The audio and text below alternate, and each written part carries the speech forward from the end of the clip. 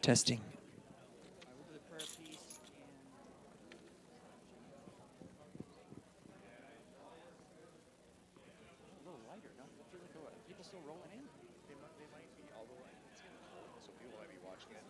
Or something I said, That's probably it too. That's probably it too.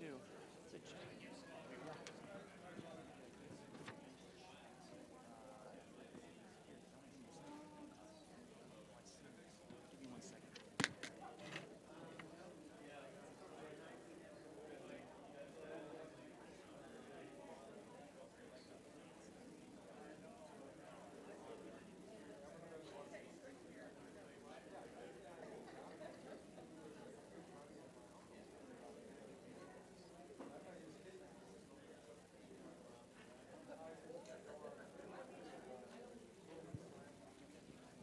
Okay.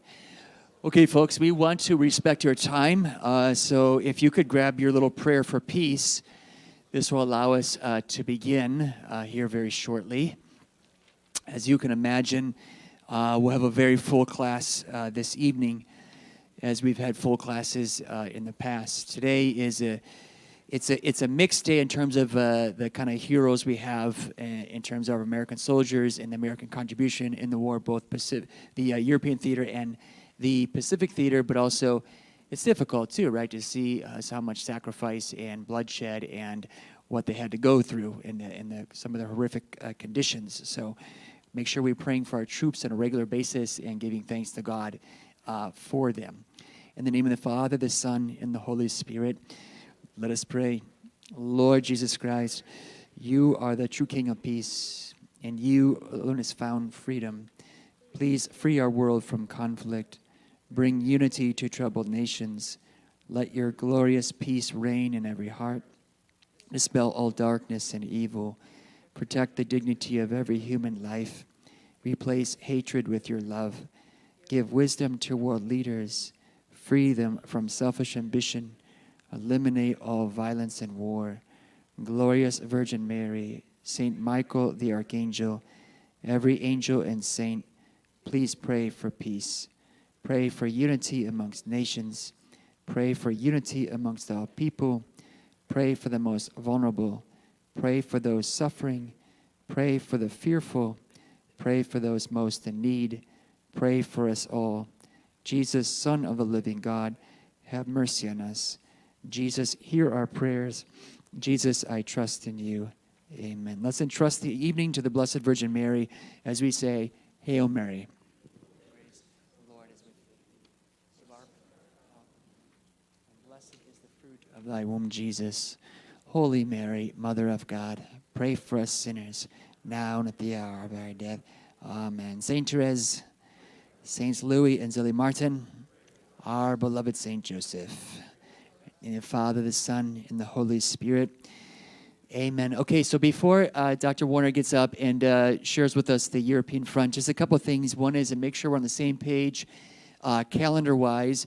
I know we've been meeting every other week, which has been our tradition here at St. Therese, but, it's December, which means that your calendars and my calendar get very full with Christmas concerts and everything else going on. So that said, we're going to meet next Tuesday or this coming Tuesday, 1 week from today, to wrap up this particular course. So in that class, we will have a wrap-up session. What we'll do there is we'll cover the atomic bomb because we didn't get to that this morning because there's too much information. So we'll cover the atomic bomb and that decision that was made there. And then we'll have some summary slides or some lessons learned. Dr. Worner will have his as thoughts for you. I'll have a few thoughts for you as well.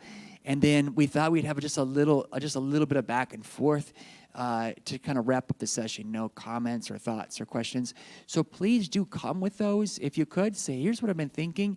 We're happy to field those questions and talk about that. Does that make sense? That will conclude the World War II course.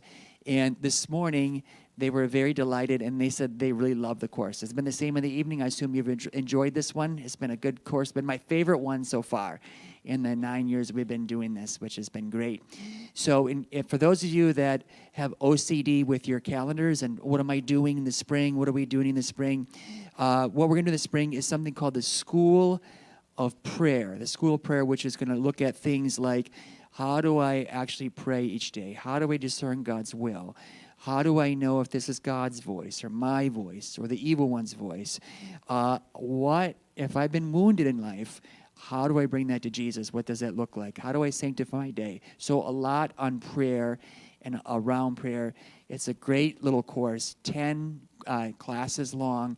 And so if you're a person that wants to go deeper in your prayer and understand prayer life a little bit better, you will love this particular course. It's a great little course. Also team taught through the Catechetical Institute. I'll be one of the teachers. We have a couple more coming in. The deacons that are in formation, that are going to become deacons, will also be in this course. So they'll be driving out here because, deacons are supposed to know how to pray, right? We hope they are.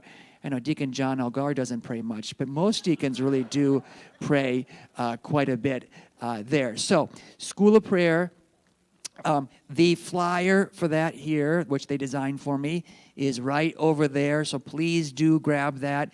You can't quite sign up yet. We'll get that sign up from February 3rd to April 28th. That'll be 10 classes or 11 classes, and that's every week. So that's not every week. That'll be every single week. That is a little more expensive because it's run through the Catechetical Institute. But I asked the donor if he'd make a nice contribution to help reduce that price for those of you that need it. So there'll be discounts and scholarships for that. Does that make sense? If you don't need the money, you're doing fine. God's blessed you. Then just pay the price. So there's that course, and then this fall, Dr. Todd and I were talking, and we enjoyed doing this so much. We are going to offer a course in the fall on the Cold War. So that will be kind of a really cool thing. So we got one person clapping back there for this. That's how excited you really are about this. So yeah. So this is Dr. Todd. He is really, really good in this particular area. I'm going to have some homework to do over the summer to really gain this particular. But we'll map that course out for you. What's that look like? And we'll make that a fun history course for you, and you'll learn a lot. We'll start that in probably September or October and then run that through basically Christmas. And then for you that are really looking forward, 2027 spring, I'm looking at doing a course on the Psalms. So, tell me about the Psalms and that we hear at Mass every day. What kind of Psalm is this? And there's called 5 books of Psalms. So I just want you to realize that that spring we'll have a course probably on the Psalms. So I have never had a chance to teach a course in the Psalms. I pray the Psalms every day, love them. You will love that particular course that speaks for that. So it's a schizophrenic sort of parish, blood and guts in the fall, and then prayer and consolation and Psalms and sacred scripture in the spring. Does that make sense? It's the Walmart of Catholicism here at St. Therese. So you're getting everything you could possibly want. So before Dr. Todd gets up here, he'll speak about an hour, 10 minutes or so, take a 10-minute break, and then I'll go as long as we can for that 2 hours. Any questions for myself, for Dr. Todd at all before he hops up here? It's going to be a great night. It's a great class. So this is one you're going to love. Okay? All right. Without further ado, we'll get the doc up here to speak to you.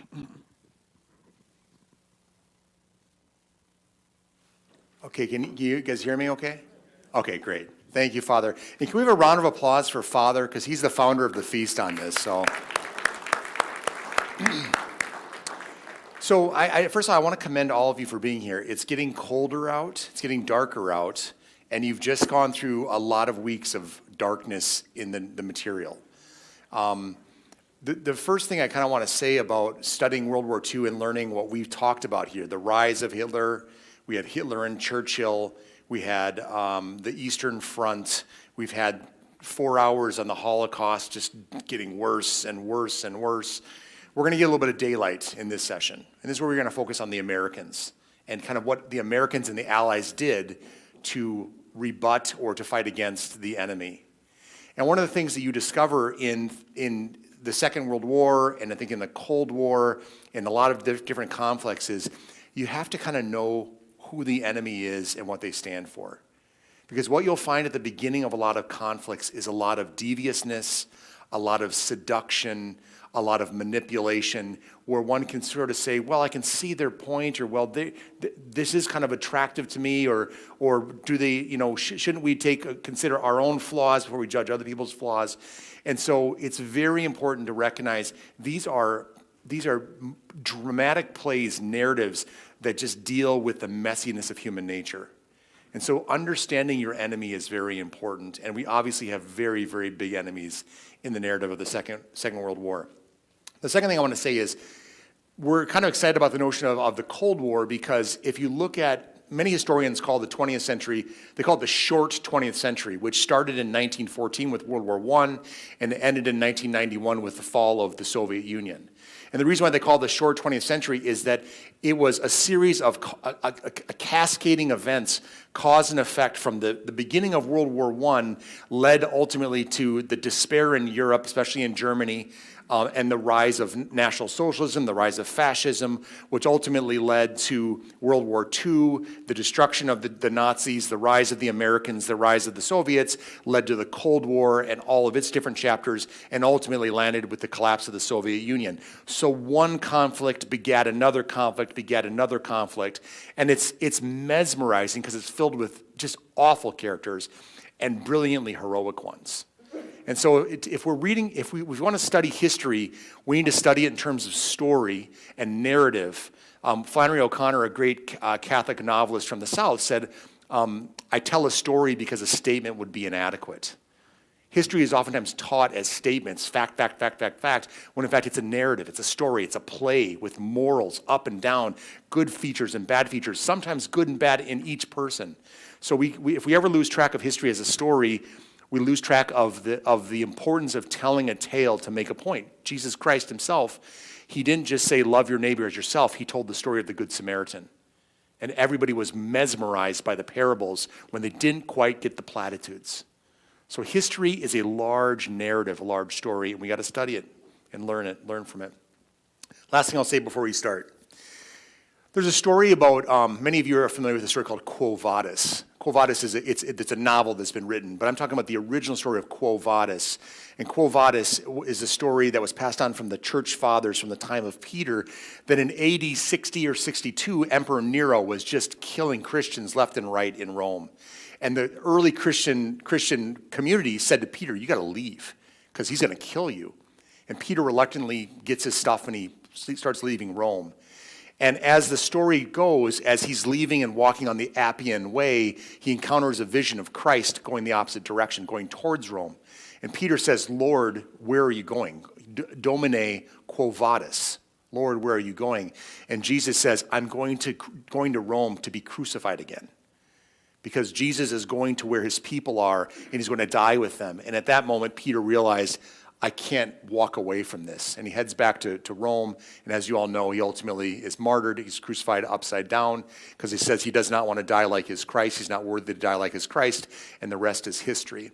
And the reason why I bring that up is not to say that the Americans going in and the Allies going into the maw of Europe, the D-Days and the North Africas and Italy are the same as Peter going back to Rome. But what it is to say is we each have to ask ourselves in every day that we live, quo vadis, where are you going? And we are called by Christ to live heroic lives in uncertain times. And the temptation is to maybe step into that safe zone, to move away from the conflict. And when that situation arises, we have to say, quo vadis, where are you going? And if you're going away from Christ, not towards him, then we need to recalibrate, because that's not what we're called to do. So hopefully in this story of the Americans and the Allies fighting back after we've seen weeks of just destruction and horrors, we start to see where a people said, we need to go into the fights and not away from it. We need to change the world for the better, not the good. And in a way, that's what we're called to do too. So let's begin. So as I said, if you want to understand World War II, you have to understand a little bit about World War I. The short 20th century, 1914 to 1918, World War I begins. And this is the war where America came into its own. And you might say, well, why would America get involved in some conflict between the Austro-Hungarian Empire, Russia, the Brits, and the French? What does America have to do with it? And America is looking across the pond and saying, well, first of all, our forebears, we're from there. These are the people from whom we sprang. And second of all, the big moat of the Atlantic Ocean is only so big before the enemies in Europe can start coming across. And so the Americans started to recognize that the threat of Germany with unrestricted submarine warfare was arising.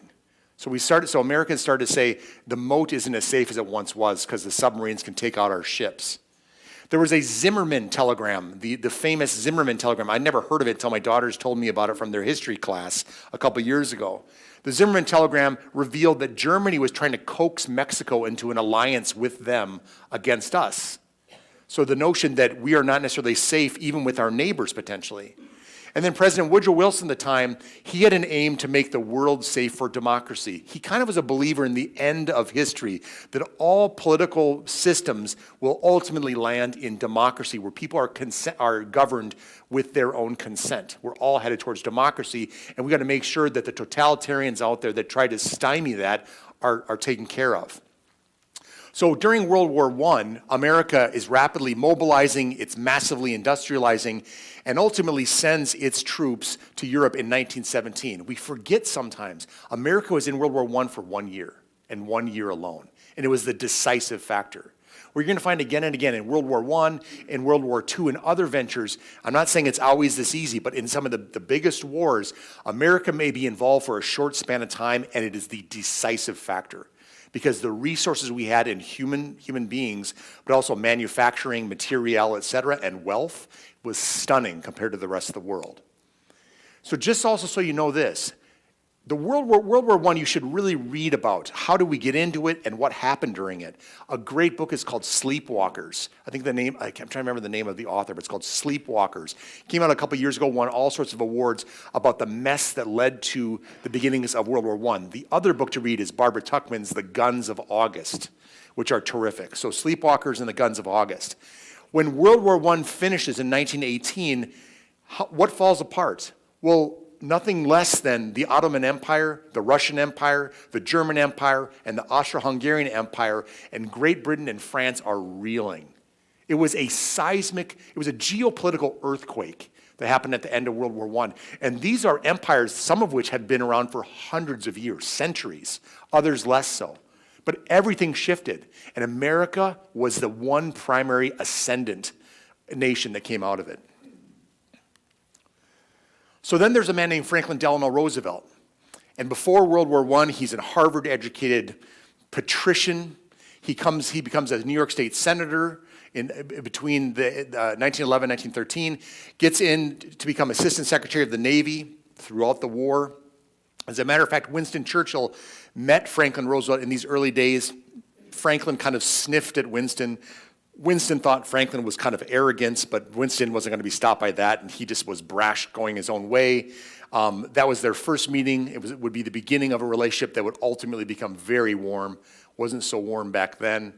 Roosevelt would develop polio. There's all sorts of pictures of Roosevelt wearing these iron bars on his legs just to basically show he could still walk.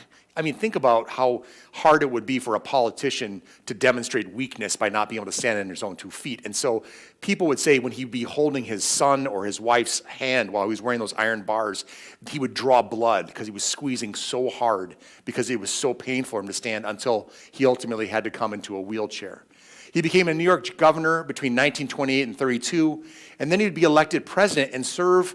You'd be elected an unprecedented 4 times, 4 terms. He died in the first year of his 4th term.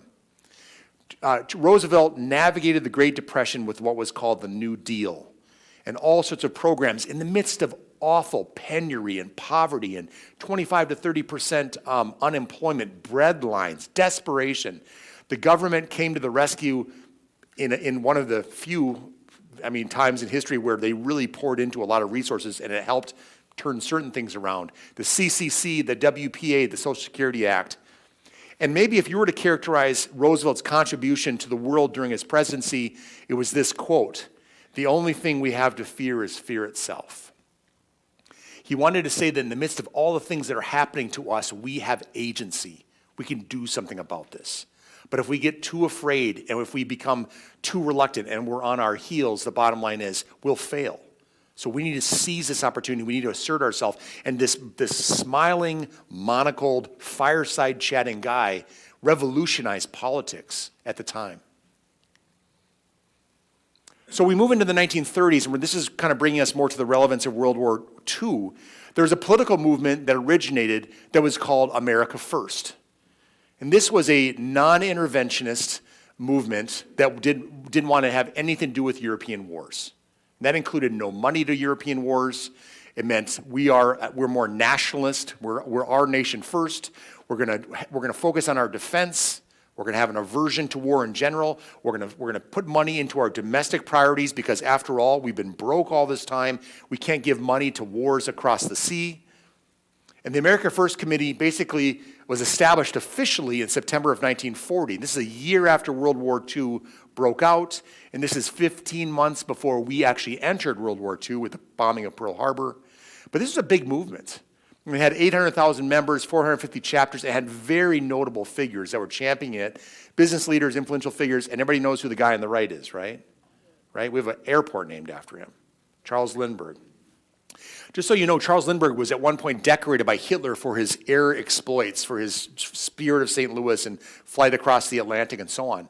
The other thing is that Charles Lindbergh's wife, and I think I talked about her previously, she wrote a book called The Wave of the Future in 1940. And it came as close to being fascist or National Socialist sympathizing as you could come. And she said, I don't look at this as the forces of fascism or the forces of democracy. I look at this as the forces of the past versus the forces of the future. And she was sort of in awe of the Mussolinis and the Hitlers and the virility and the strength in the midst of an era of deep vacillation and suffering and poverty. These guys seem to represent the renaissance of what it means to be strong. And you could see in these moments where people could be drawn to that. Just like you could see where people would say, after having battles in World War I, where the British lost in the Battle of Somme, I've talked about this before, 58,000 men would die in one day of the Battle of Somme. And they would be over meters of ground that they'd lose the next day after losing 58,000. You can see where people would be reluctant to say, do we want to go get involved in another war? Because they thought, we're going to go back to trench warfare all over again. So that's one of the things to remember when you're reading history. We've got to be careful to be too judgmental retrospectively and say, what were they thinking of? They couldn't see into the future how it would be. What were they thinking of? And they were basing off of how bad it was in the past. Charles Lindbergh said, if England can draw this country into the war, she can shift to our shoulders a large portion of the responsibility for waging it. He's like, we don't want to carry that burden. So the Neutrality Acts emerge. These are congressional acts signed by President Roosevelt, isolationist laws preventing involvement in foreign wars, no export of arms, ammo, or implements, no loans to belligerent nations. That means victims as well as aggressors. No government protection to international travel on ships of warring nations.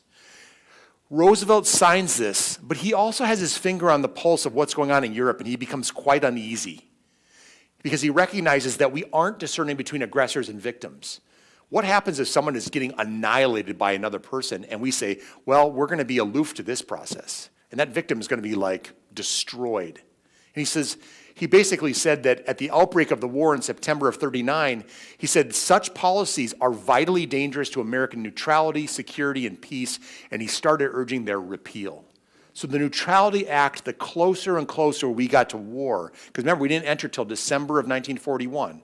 In September of 1939, Roosevelt's already sounding the alarm saying this could be bad for the people involved that we could help, but it could be bad for us because our enemies will gain in their strength more and more and more. Roosevelt said, and while I am but by the way, he's also trying to straddle, this line of saying we need to support people who need our support, but also keep people happy from the notion that we're going to go fight in wars. And one of the more famous lines from President Roosevelt, while I am talking to you mothers and fathers, I give you one more assurance. I have said this before, but I shall say it again and again. Your boys are not going to be sent into any foreign wars. Now look at the date. Anybody see that date? What happened, do you think, about 4 or 5 days after that day? The presidential election. So he said that about 4 or 5 days in advance of his third electoral victory. And one could say, well, was there honesty in this? Perhaps. Was there cynicism in this? Perhaps. But it's complicated. This guy's not complicated. He's just downright evil, right? He says, he who would live must fight. He who doesn't wish to fight in this world where permanent struggle is the law of life has not the right to exist. If you want to look at somebody who is the antithesis of the Catholic sense of the dignity of the human being born as a child of God, read everything that Hitler ever said.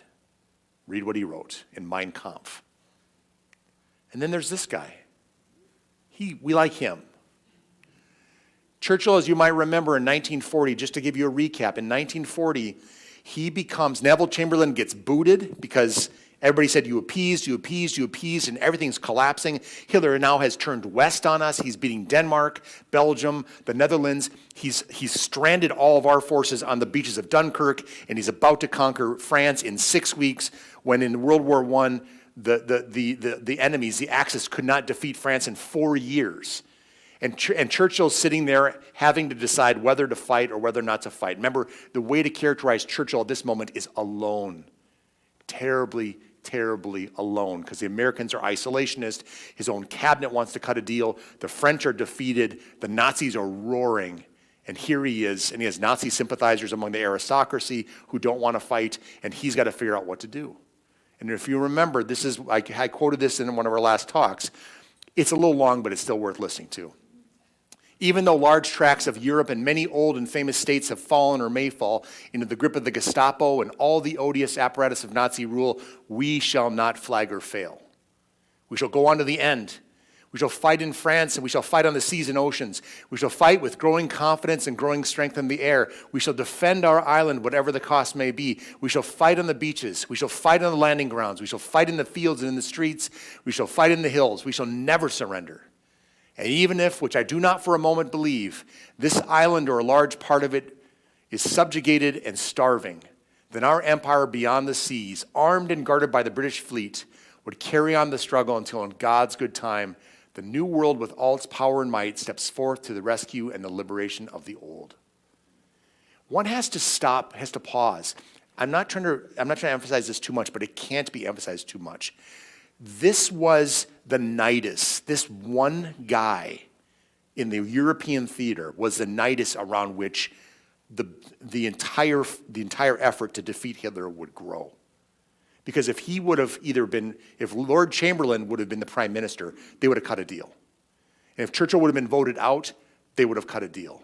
And honestly, you don't think of the notion of a fortified Nazi Europe to this very day. That's very likely what would have been the case. So we've got to really think about this stance at this moment of time, changing the entire trajectory of Western civilization. And as I've said to you before, Franklin Roosevelt was listening to this speech too, and he said to his friend Harry Hopkins, well, Harry, if we give aid to England, it's not like the French, money down the rat hole. As long as that old bastard's in charge, Britain will never surrender. Now remember, Roosevelt signed the Neutrality Acts, then he's saying we should really rethink about this. Now he's listening, he knows how bad Hitler is, and he sees this bulldog, Churchill, and he wants to find a way to help him out. 9 months later, Lend-Lease would start, and we're going to talk about sending ships and supplies ostensibly for payment down the road and all this kind of stuff, but it was a way to kind of circumvent the Neutrality Acts and help Churchill out. Now, I want to say something about Churchill. If you get a chance to read John Meacham's book, Franklin and Winston, it's an outstanding book about this friendship. But Churchill, he made a project of reading Roosevelt and knowing how to approach him. And one thing Churchill did, and one thing he instructed, and this is a little bit of an error in Darkest Hour. I've seen the movie Darkest Hour. They have Churchill kind of sort of hat in hand a little bit too much. He wasn't that way. But Churchill instructed his own men around him, you never approach the Americans from a point of weakness. You approach them from strength. It's constant, we've done this, we'll do this, we're feeling good about this. Even if you have to make up statistics that sound good, they want to back a winner, not a loser. And that was his approach. And frankly, it worked. Roosevelt said about Hitler, yes, even our right to worship would be threatened.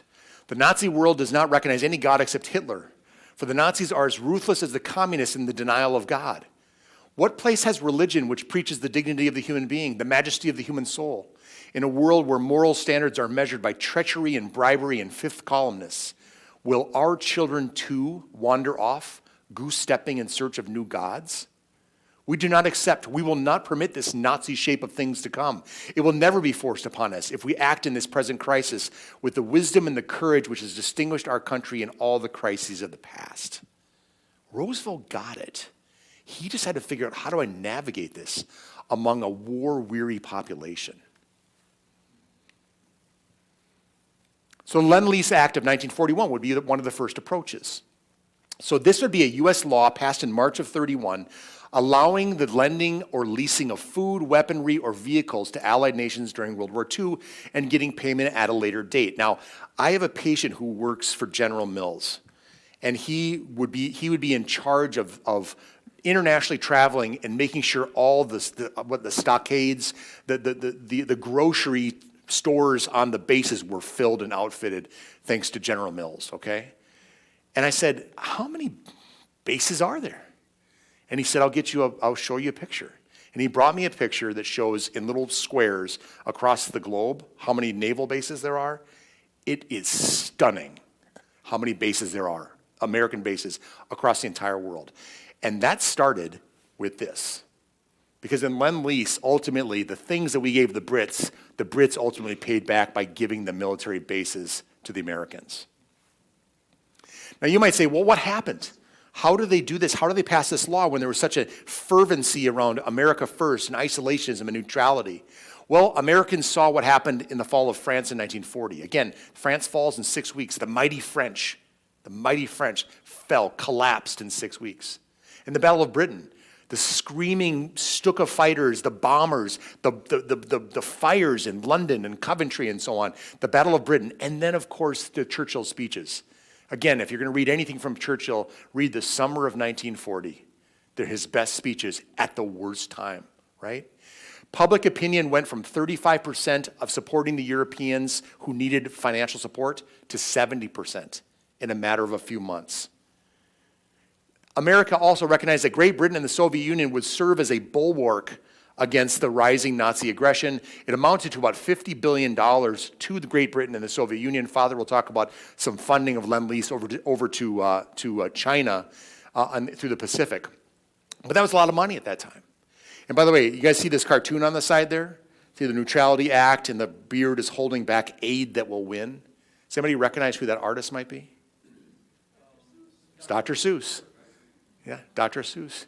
Theodore Geisel. So if you get a chance, Dr. Seuss has a ton of war cartoons that are out there. Look them up just Google it on Google, obviously. Churchill said, give us the tools and we will finish the job. We shall not fail or falter. We shall not weaken or tire. Again, back a winner, Franklin. A month later, Lend-Lease would begin. So we move now to December 7, 1941. Remember, the war has been raging since September of 39. They're 2 years and 3 months into the war in Europe. And the Japanese decide, and Father's going to talk about this tonight, with 200 naval, I think he's got more than that. I think it's even more than that. But there was 2 waves of hundreds of Japanese planes coming and bombing the base at Pearl Harbor. 8 battleships, 180 aircraft destroyed, 2,400 Americans killed, 1,200 wounded. And then on December 8th, Roosevelt and the U.S. Congress declare war on Japan. And then in one of the still imponderables of history, another self-sabotage moment for Adolf Hitler, 4 days after America declares war on Japan, Hitler declares war on America. Which everybody says, what was he thinking? What was he thinking? And now, Germany had an alliance with Japan, but his alliances were so self-serving. Any pact, any alliance he made, if it didn't serve his needs, Hitler just ignored it. But he went and he declared war on America, and America declared war on them in return. Doctor, why did Japan decide to get involved? Well, it's a funny thing you should say that. And I'm going to tell you this. You don't have to wait till Father talks about it. It's a great lead-in. Father's going to get all about that. Well, again, Roosevelt has so many famous lines, right? So the next day, Roosevelt says, yesterday, December 7th, 1941, a date that will live in infamy. The United States of America was suddenly and deliberately attacked by naval and air forces of the Empire of Japan. And Churchill, across the pond, was ecstatic. Now, mind you, he mourned the loss of these lives. But he said, so we had won after all. I went to bed and slept the sleep of the saved and the thankful. From that moment that America was effectively in the war on the British and the French side, he's like, it's only a matter of time.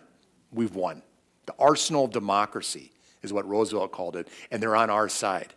So it was very, very good for him. By the way, I want to say something briefly about, well, we'll talk about this in a second. The next question one says is, okay, America was bombed by Japan, and we went to war in Europe. How did that work out? Okay? Now, technically, we didn't just go to war in Europe, but we made Europe our first priority. And still, you say, what gives with that? So it was a Europe first priority. So the American and the British planned to defeat Nazi Germany prior to Japan. Now, this is also part of the plan of Winston Churchill.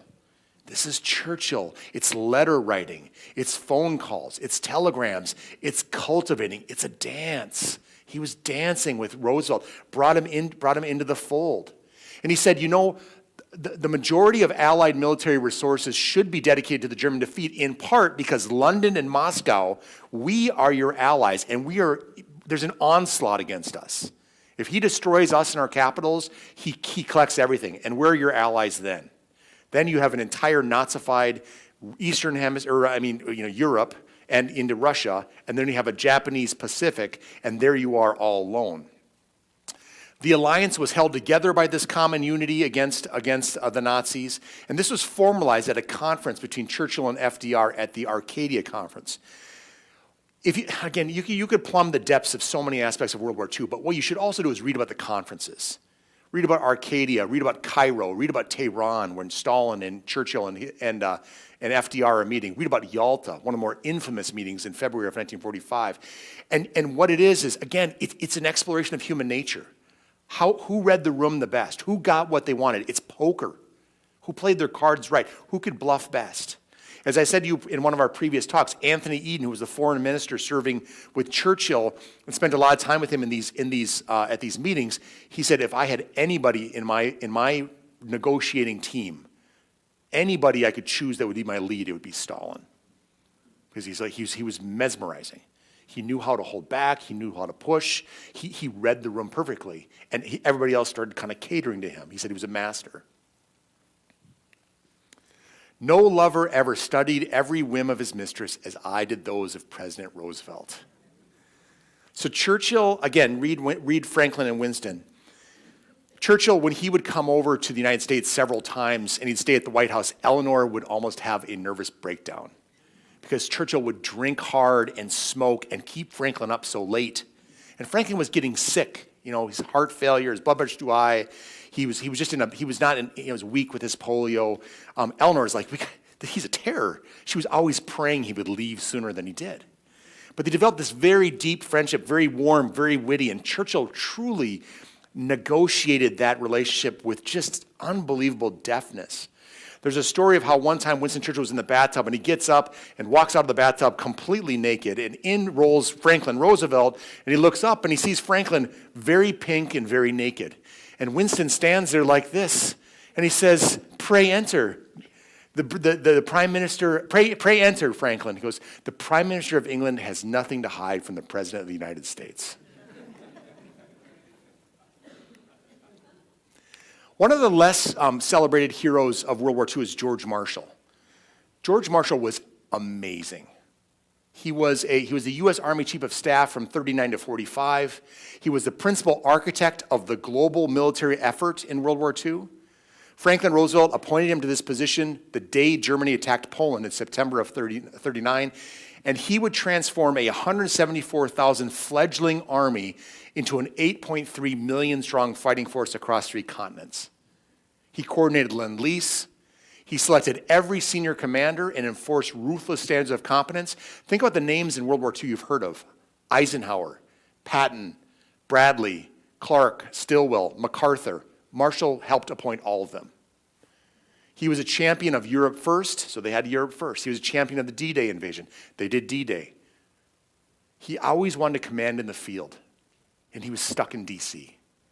And Franklin Roosevelt, when Marshall basically was even lobbying to command D-Day, and Roosevelt says, I can't afford to lose you, George.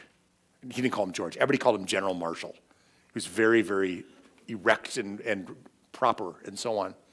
And so he stayed and he served by FDR's side. You guys have heard of the Marshall Plan? Right?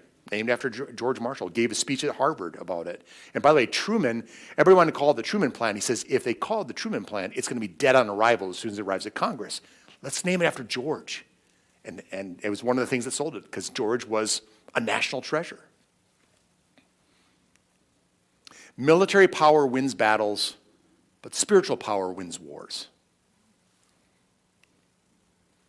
Harry Truman would award an oak leaf cluster to the Distinguished Service Medal to General Marshall.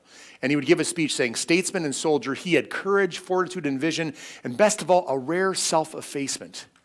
He's been a tower of strength as counselor to two commanders-in-chief. His standards of character, conduct, and efficiency inspired the entire army, the nation, and the world. To him, as much as any individual, the United States owes its future. He takes his place at the head of the great commanders of history. One time when Truman was honoring Marshall, he wept. He's the President of the United States, and he lost it. He cried. And I think, as a matter of fact, it was when Marshall, who ended up serving as Secretary of State, was resigning, was stepping away from public service. And Truman just wept. He said, he's the greatest man of the age. So read about George Marshall. He's a phenomenal person. By the way, there's a great short book on his leadership, how he was formed, called The Making of a Leader, The Formative Years of George Marshall. There's also a 4-volume work by a guy named Forrest Pogue that's all about Marshall. And again, it's just stunning about how good this guy was. We're going to talk a little bit about some of the battles here. Without getting into a bunch of arrowed maps and all this, I just get hypnotized and fall asleep if I see a bunch of maps with arrows. But just so you understand the context of where the Americans fought in the war. First, the Battle of the Atlantic.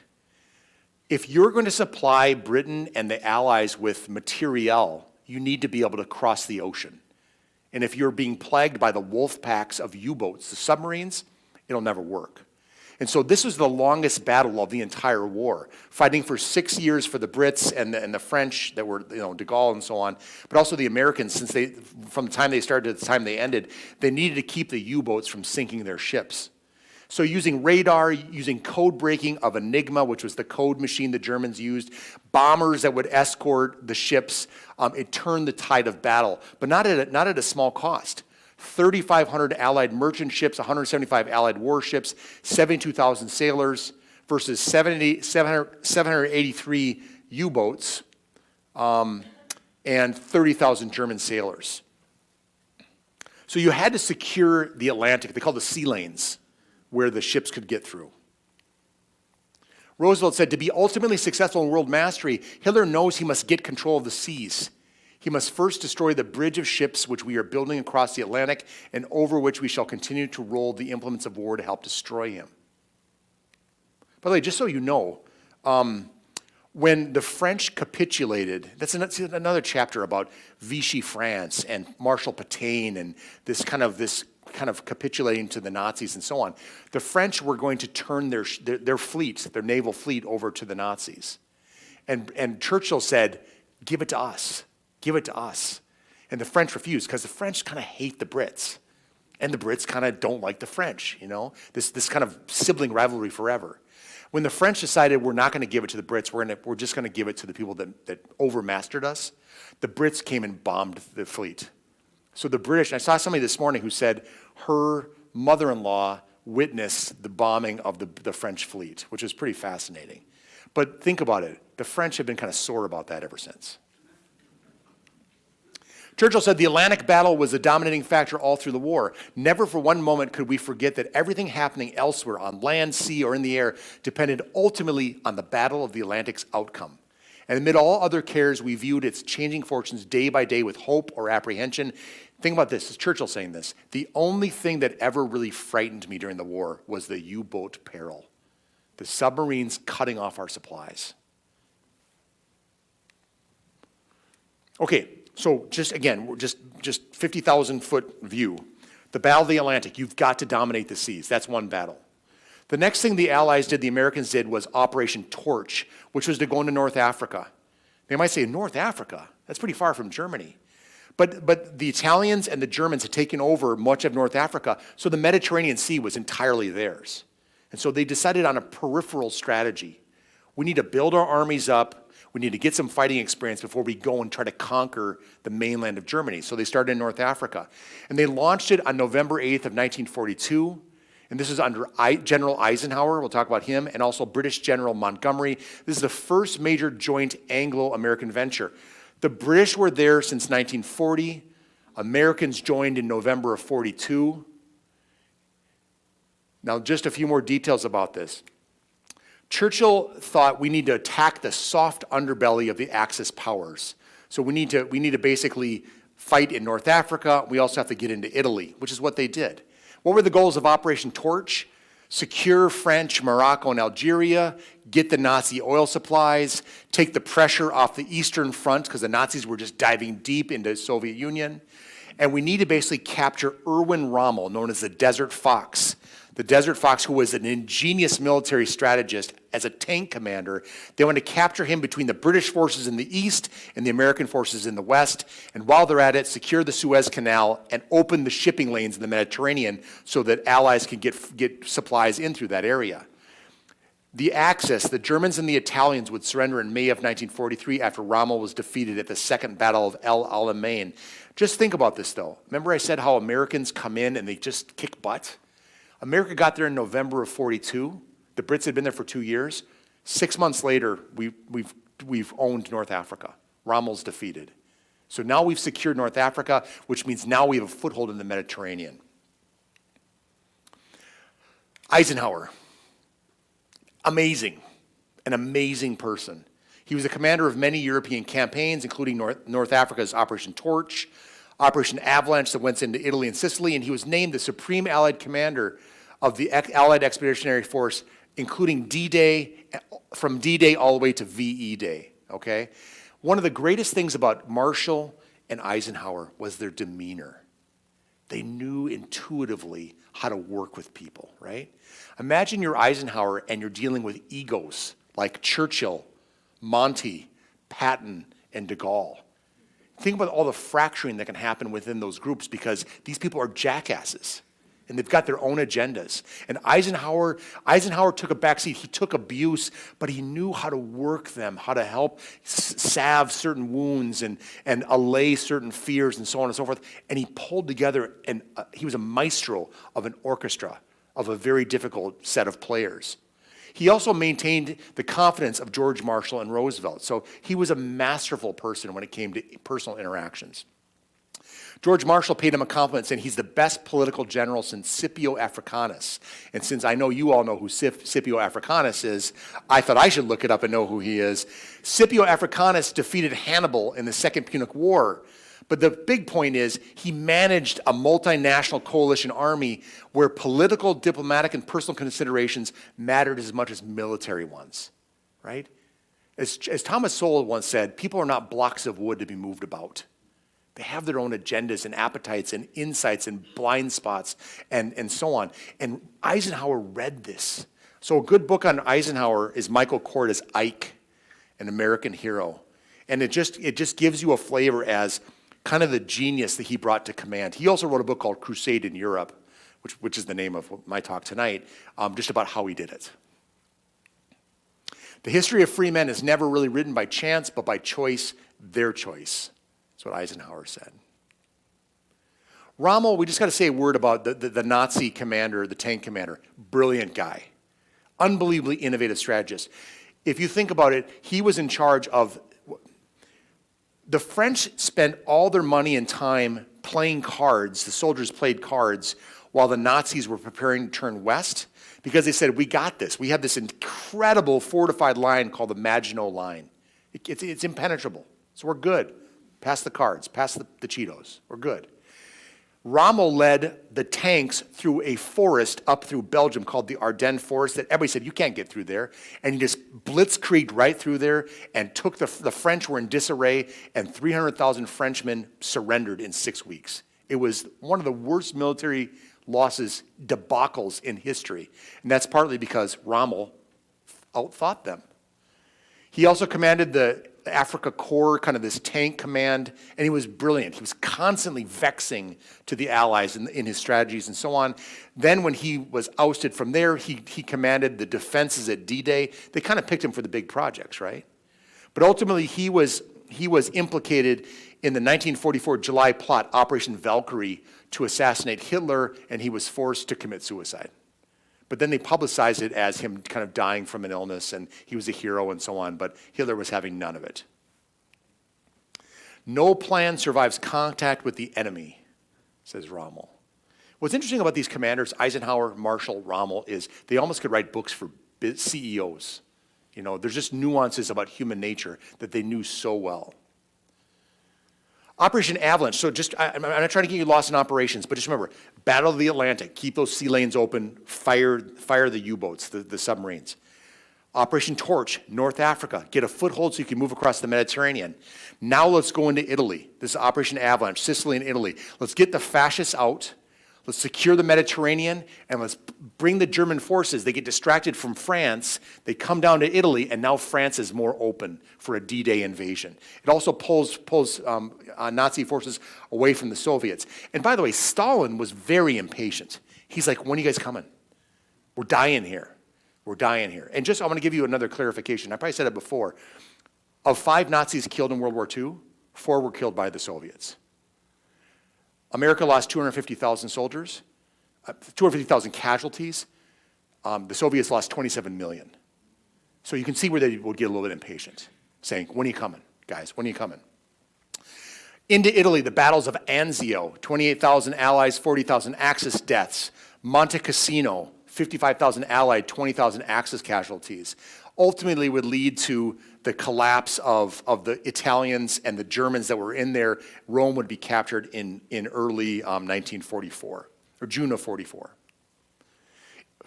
Benito Mussolini says, let us have a dagger between our teeth, a bomb on our hands, and infinite scorn in our hearts. Mussolini, he's another story. Hitler admired him. He watched what he did.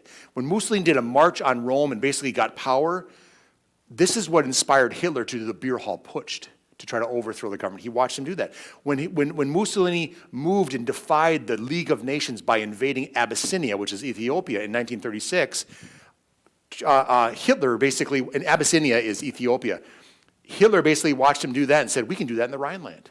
So Mussolini Hitler was kind of a fanboy for Mussolini. But over time, you realize Mussolini was really inept. He was a big loudmouth that didn't have a really good army, and he ultimately was more of a mess than he was a good warrior.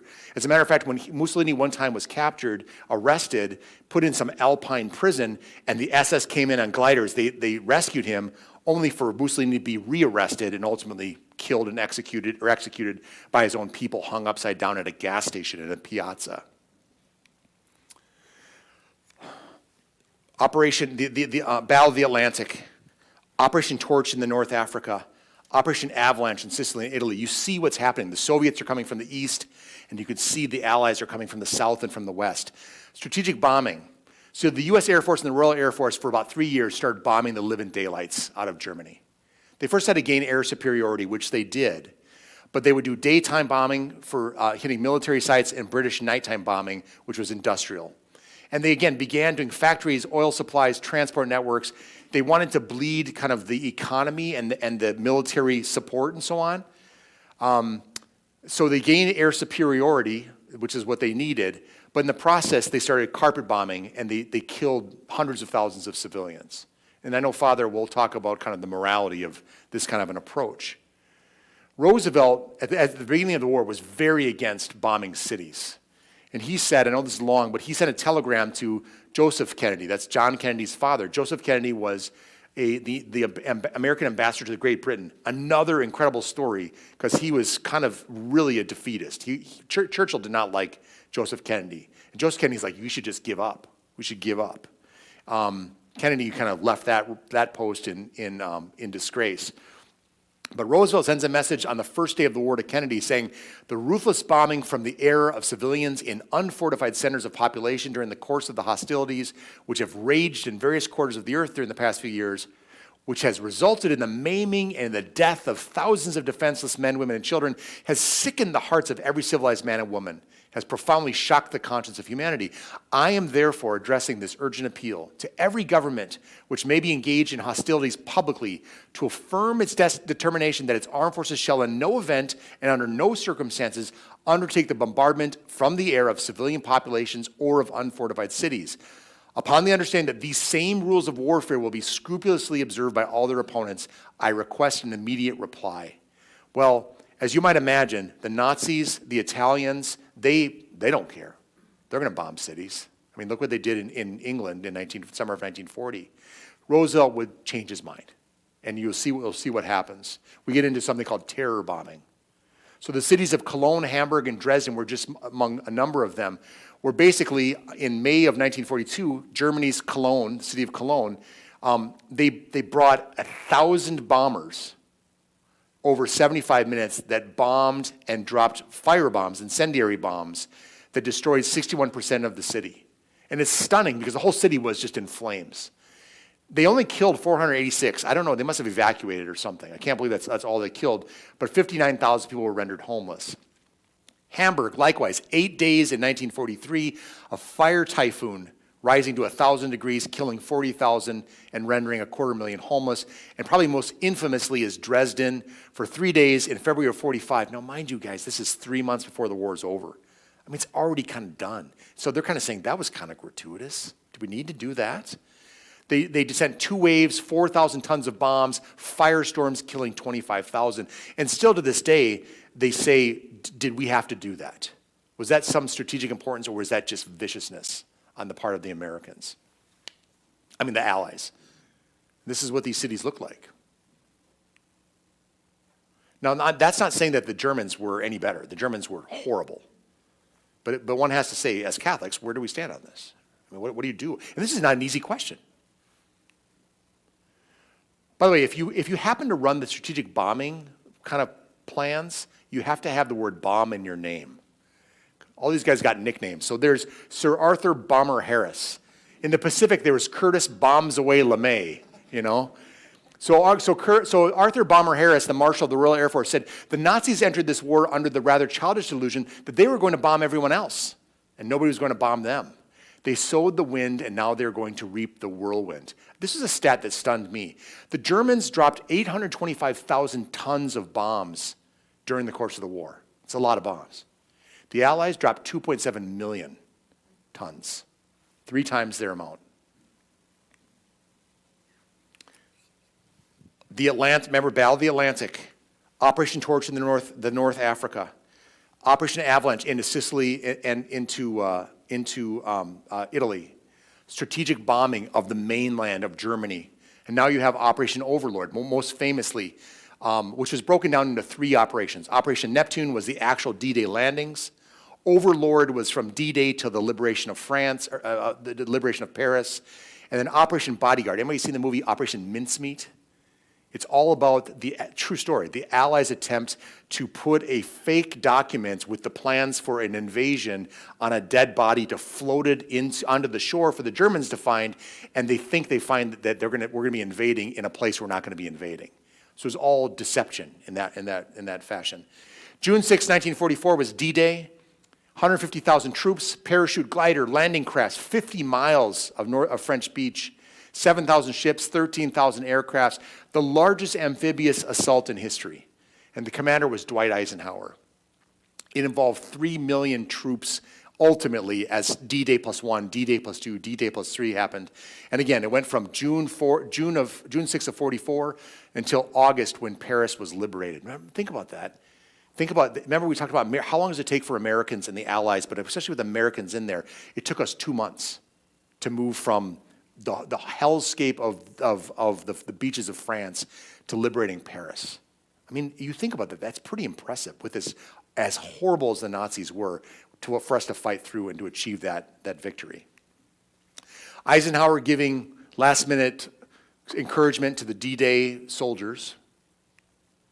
This is long, but just bear with me. This is the order of the day Eisenhower gave to the men as they went off on D-Day. Soldiers, sailors, and airmen of the Allied Expeditionary Force, you are about to embark upon the great crusade toward which we have striven these many months. The eyes of the world are upon you. The hope and prayers of liberty-loving people everywhere march with you. In company with our brave allies and brothers in arms and other fronts, you will bring about the destruction of the German war machine, the elimination of Nazi tyranny over the oppressed peoples of Europe, and security for ourselves in a free world. Your task will not be an easy one. Your enemy is well-trained, well-equipped, and battle-hardened. He will fight savagely.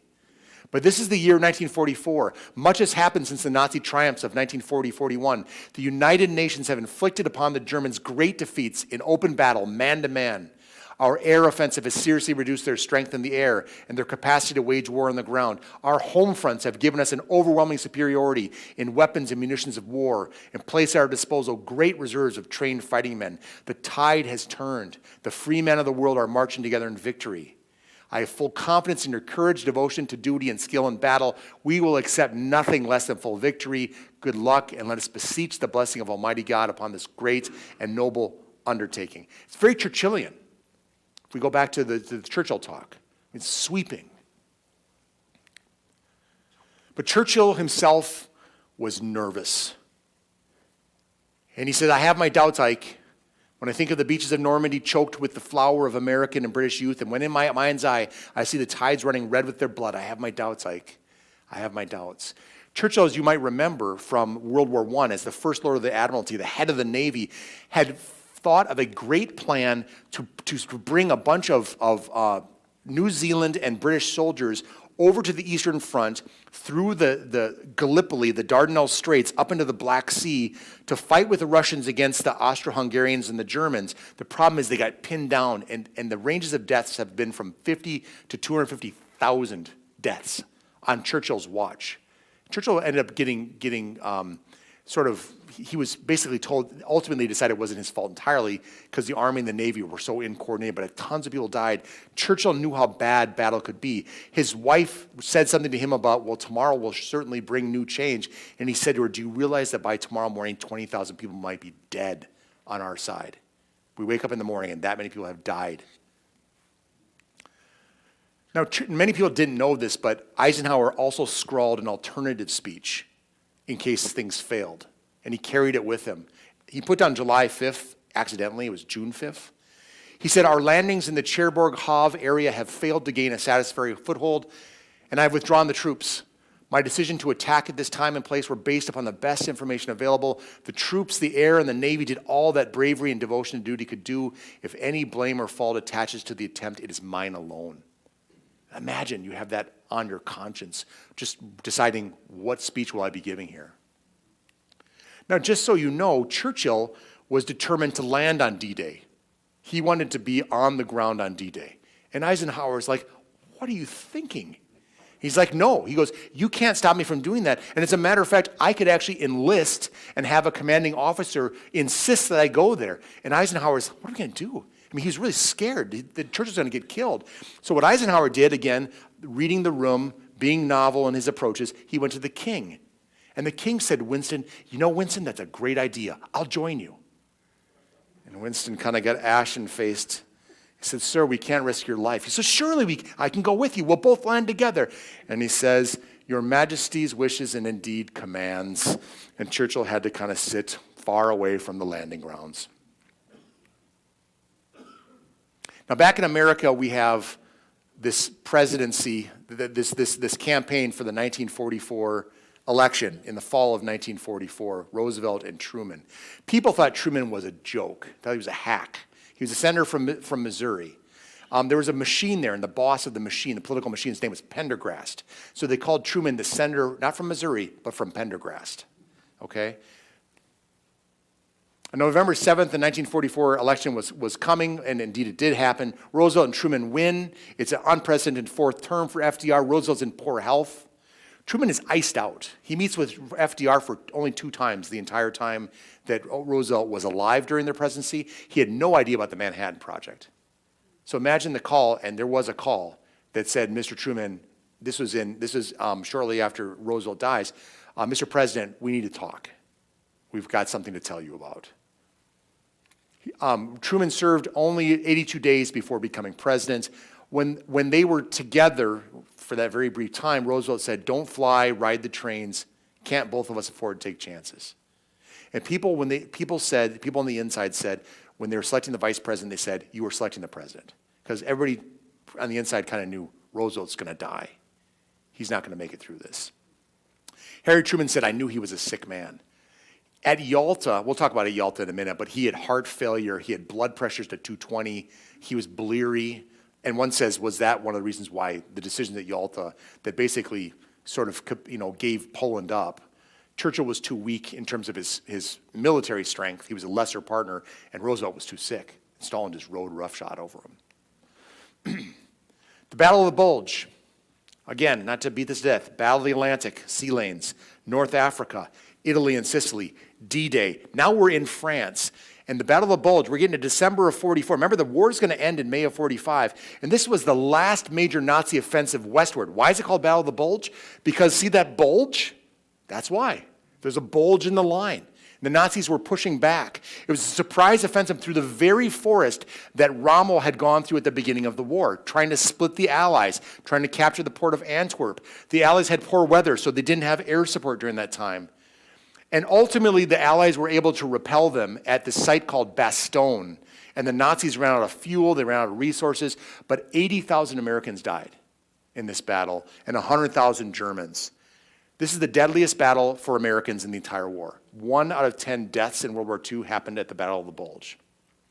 Who has seen Band of Brothers? Anybody seen that movie, that series? Yeah, Bastogne, that in the snow and the ice, that's the Battle of the Bulge. If you haven't seen Band of Brothers, it's phenomenal. It's phenomenal. True story, by the way. And it's all about Easy Company who comes in through the paratrooping and makes it all the way to the Eagle's Nest, Hitler's Eagle's Nest. This is the Battle of the Bulge. This is what it looked like. At one point, the Germans, an American commander during the Battle of the Bulge was approached after this month-long onslaught by the Nazis. And they were going back and forth. And a message, 2 couriers came, and they were communicating to the American commander. And there was something about surrender. And the American commander said, oh, they want to surrender? And his assistant said, no, sir, they want us to surrender. And he said, nuts. And then he just said, nuts. And that's all he said. And the couriers kind of stood there kind of awkwardly just waiting. And he said, what are they still doing here? They said, you need to write a response. He goes, I need to actually write a response? And they said, yes. So he goes to the typewriter, and he types out, to the German commander, nuts, the American commander. In February of 45, remember, the Battle of the Bulge lasted for a month. It was over basically, December ended in January of 45. In February of 45, this is the last meeting of the Big Three. Remember, read about these. There's whole books written on Yalta. It's fascinating. Roosevelt, Stalin, and Churchill are meeting. They all agree Germany must surrender unconditionally. There's no separate peace. And Germany must be divided into 4 sectors. American sector, British sector, French sector, and Soviet sector. And Berlin, likewise, which is deep deep on the eastern port, East Germany, deep there. Berlin's right in the square in the middle there. They're going to divide Berlin into 4 sectors as well. That's why you end up having West Berlin, which was the consolidation of the American, the British, and the French sectors, and East Berlin, which was the Soviets. And when we talk about the Cold War next year, we're going to talk about the Berlin airlift and when the Soviets cut off any traffic through their sector to get to West Berlin, rail traffic, road traffic, and so Americans started flying bombers into West Berlin, bringing candy and fuel and clothes for 11 straight months. It was one of the first chapters in the Cold War, and we'll talk about that. I actually had a patient who flew in the Berlin airlift. Every 4 minutes, a bomber would land, every 4 minutes. They had competing priorities, though. Churchill wanted a free democratic Europe. Stalin wanted to keep everything he took in Eastern Europe. And Roosevelt wanted the Soviets to join in defeating the Japanese. And he wanted to form the United Nations. And Stalin got the best deal. He got to keep largely all he took in Eastern Europe. That's why Yalta is kind of infamous. It's like we started a war over liberating Poland. In the end, Poland became the slaves of the Soviets. But Roosevelt said, never before have the major allies been more closely united. not only in their war aims, but also in their peace aims. And they are determined to continue to be united with each other, with all the peace-loving nations, so that the ideal of lasting peace will become a reality. That was Roosevelt's take on Yalta. Churchill's take was, I fear that very great evil may come upon the world. The Russians are drunk with victory, and there's no length they may not go. The race to Berlin, the Soviets, this is towards the end of the war, the Soviets are now going headlong to get to Berlin. It's a military and political prize. They would be able to, the further they get into Europe, the more they can dominate the territory they take. Where the Red Army sets its foot, the Red Army stays. That was Stalin's policy. And then Stalin and the Soviets wanted revenge. Churchill's like, we got to get there first. We want the prestige. We want the post-war influence. We want to brush back the Soviets. Patton agreed. Monty agreed. But Eisenhower said no. We agreed at Yalta that was going to be in the Soviet sector. It is not strategically important in winning the war, and the risk is we're going to get into a hot war with the Soviets if we get too close to them. We're leaving it be. Churchill said, I deem it highly important that we should shake hands with the Russians as far to the east as possible. On April 12, 1945, President Roosevelt would die. Hitler's typist witnessed Hitler in his response when he heard Roosevelt had died. Hitler yelled, I knew it, I knew it. I always had a feeling something would happen to him. Hitler threw up his arms and laughed a hideous laugh like a devil's laugh. There was something unnatural in it. Look how scared they all look. There's Truman with his wife, Bess, his daughter, Margaret. His first press conference, Harry Truman said, boys, if you ever pray, pray for me now. I don't know if you fellows ever had a load of hay fall on you, but when they told me yesterday what had happened, I felt like the moon, the stars, and all the planets had fallen on me. I got the most terribly responsible job a man ever had. Now, I want to say something about Truman. Read about Truman. He was considered, everybody thought, the reason why there was a constitutional amendment to have 2 presidential terms was because of how far Roosevelt got in power, four terms, right? But they said to Harry Truman, Harry, you can run again. After Harry finished the term for Roosevelt, then he won and run again in 48 and got a second term, effectively a second term, and they said, Harry, you can run. We're going to grandfather you in. And the reason why they wanted him to run is because he would have gotten destroyed.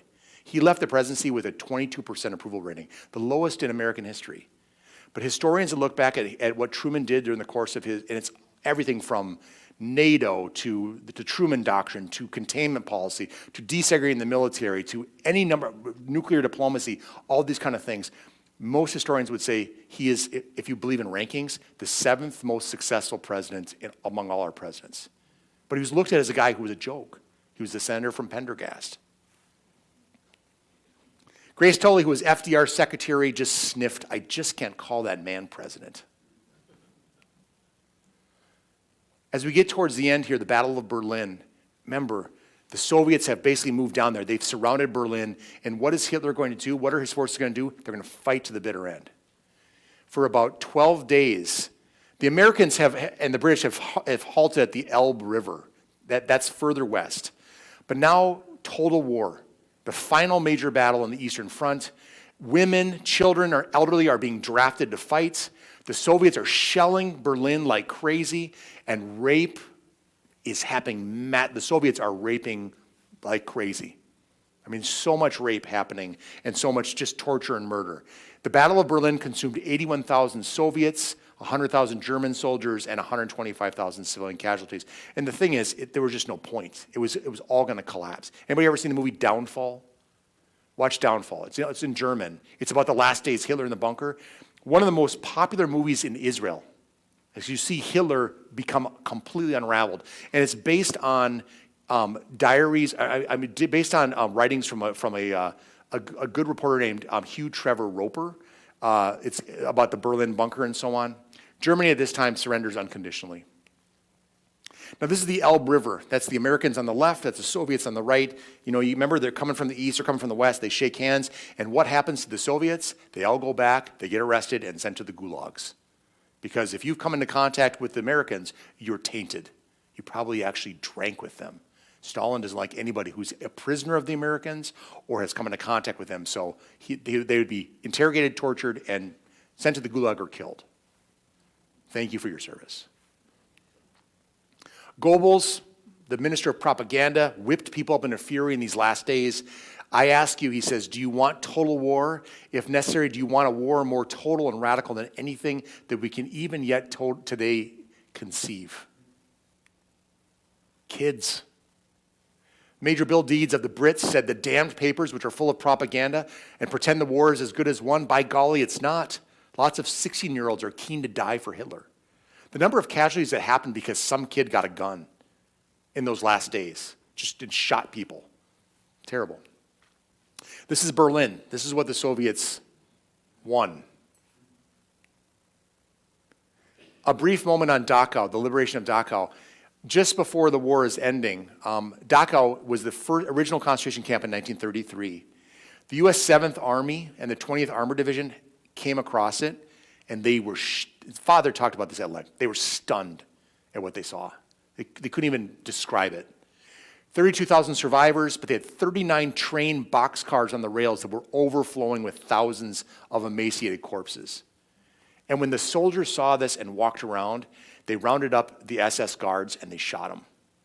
They actually sometimes gave guns to the prisoners who said that one was particularly brutal. And they said, here's some weapons. And they went and the prisoners killed them.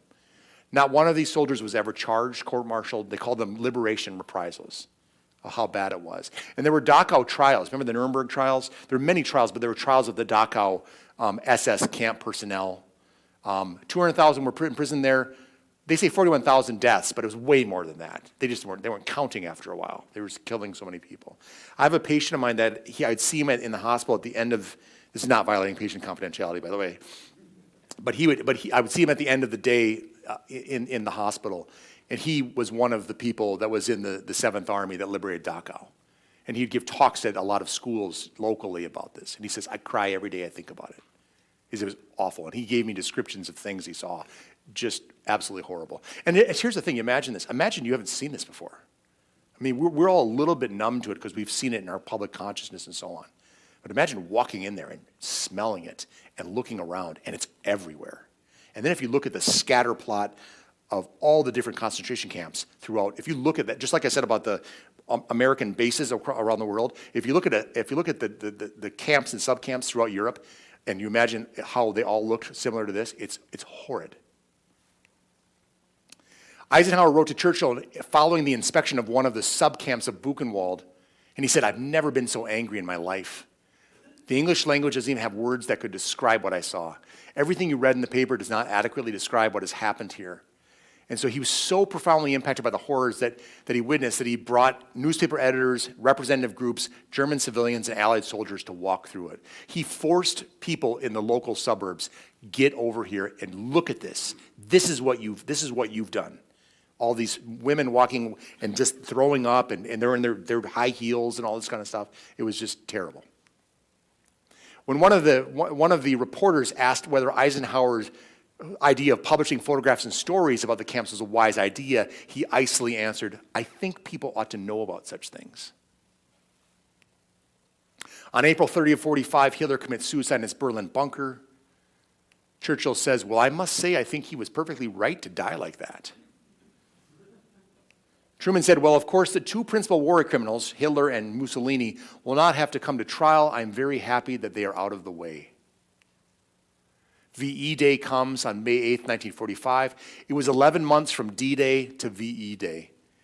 The Nazi general Jodl, he signed an unconditional surrender in Reims, France. Keitel signed in Berlin, and the ceasefire began that night. Millions flood the streets of London, Paris, New York, and Moscow. Jodl's on the left, bottom left. On the right is Keitel. I don't remember the name of that guy up in the center, but surrenders. Harry Truman on VE Day, I won't read this whole thing, but the long and the short of it is he basically says we have a lot of work ahead of us. We have Japan to still beat. Churchill says, this is your victory. This is at Buckingham Palace. Floods of people around, cheering and roaring. Remember the Nidus, the one guy who said we have to fight? Now here he is with the king and the accolades of the British people. And he says, this is your victory. It is the victory of the cause of freedom in every land. In all our long history, we have never seen a greater day than this. Everyone, man or woman, has done their best. We may allow ourselves a brief period of rejoicing, but let us not forget for a moment the toils and efforts that lie ahead. Japan, with all her treachery and greed, remains unsubdued. If you listen to the film, or listen to the footage of his words and him saying, "This is your victory," you hear people chanting back, roaring, saying, "It's yours. It's yours." During the Second World War, nearly 40 million people died in the European theater. Hitler said, "The beginning of every war is like opening the door into a dark room. One never knows what is hidden in the darkness."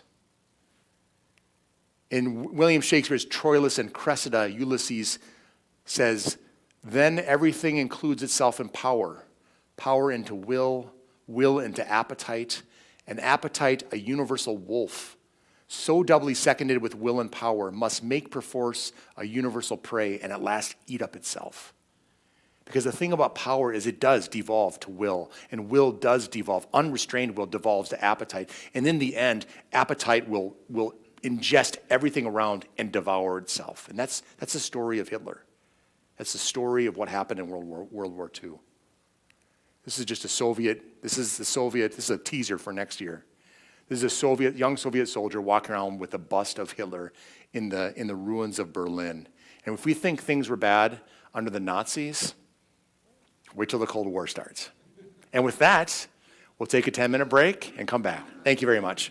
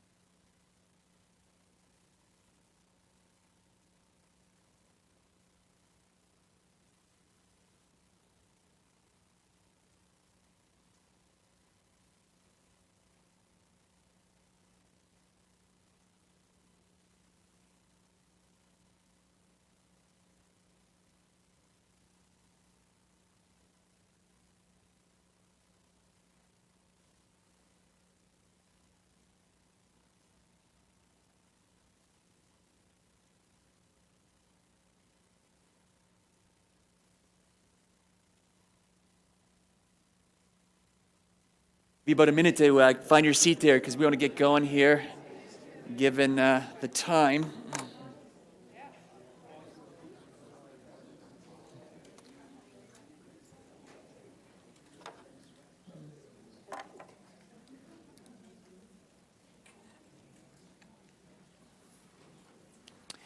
So we got about a half hour left, give or take here. So whatever energy you have left, even if it's just this much right here, I'd be very grateful, you know. So we're going to cover a huge chunk of the Pacific War, Pacific side of things, the theater, in a half hour. So this is going to be very interesting how this is going to pan out here. As the doc said, I think, you know, one of the things about the World War II that I find so fascinating is it's really a study of human nature in terms of its at its best, in terms of sacrifice, the heroism. I also find it to be a study in terms of strategy, in terms of like these guys had to make these big decisions of where do we go first, then where would we go second, and how many troops are going to be involved in this. So it's a great lesson in terms of strategy, and then also leadership as well. As the doc mentioned, that Eisenhower had to play and work with all these big personalities, right? And how do you get them all in the same room and work together on the same page?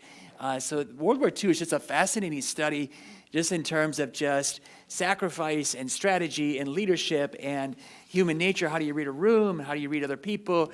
So whether or not it's war, it's a great testimony in terms of like being a good leader, right? Being a good Christian and disciple of Jesus. So let's take a look a little bit here in terms of a table of contents real quick. So we're going to look a little bit Japanese imperialism, their aggressive nature, extending beyond the island of Japan and beginning to attack China or Manchuria and going after the Dutch Indies.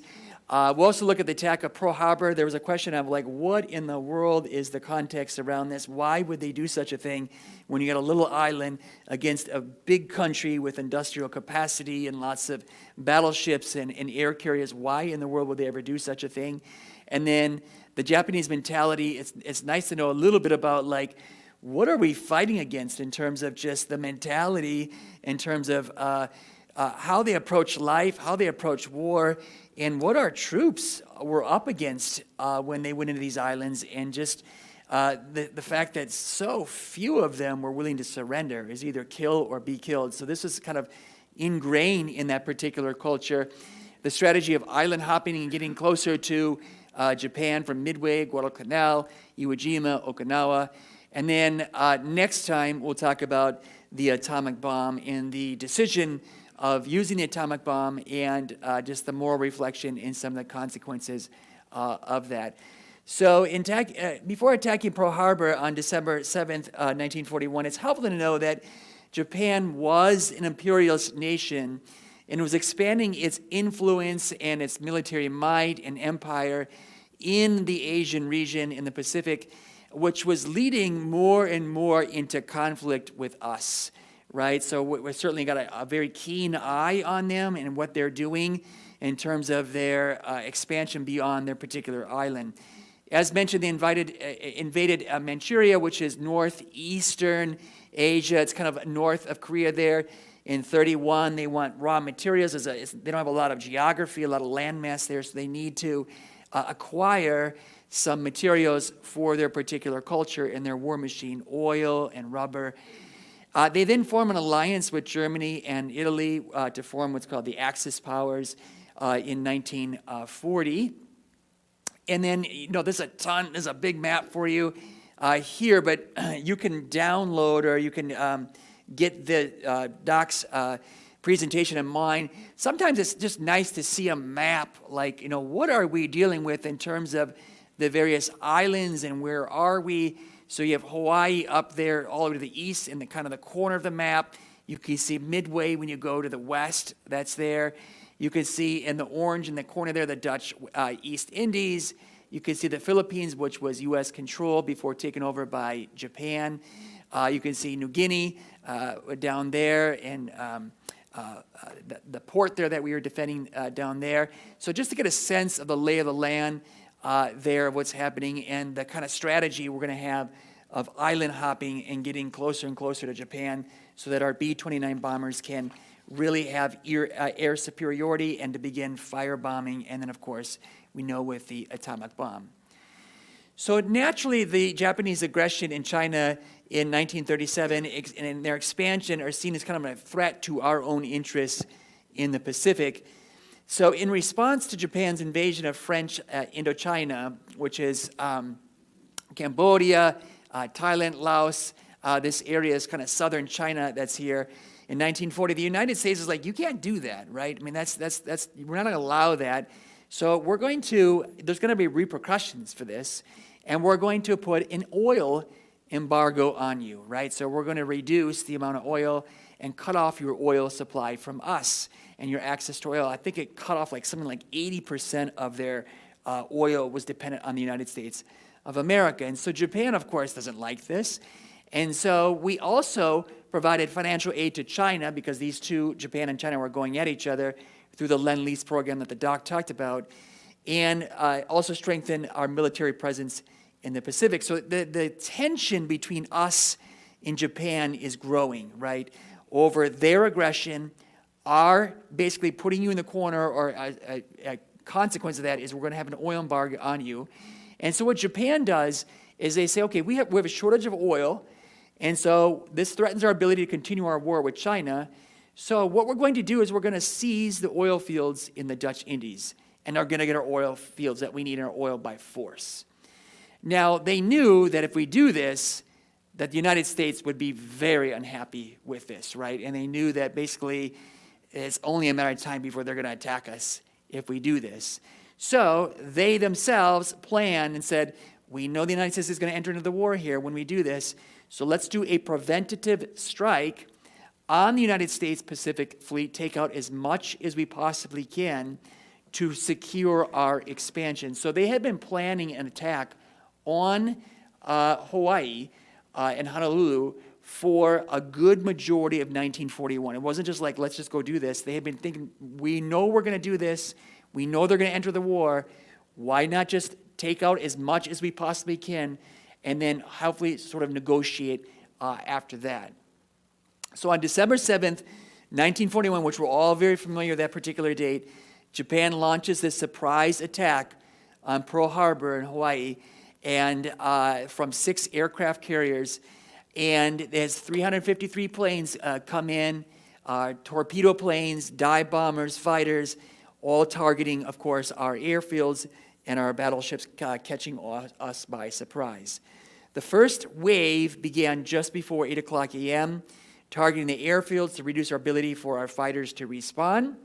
And then a second wave comes 15 minutes later, attacking what's called Battleship Row, right? Taking out as many of our battleships as possible. You've seen this picture in Dr. Worner's presentation. This is the sinking of the USS Arizona.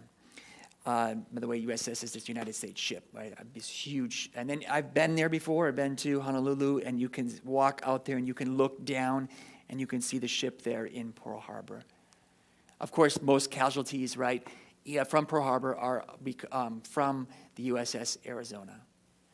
So just a summary slide here in terms of in terms of our losses at Pearl Harbor. Just over 2,400 killed, including 68 civilians, over 1,000 that are wounded.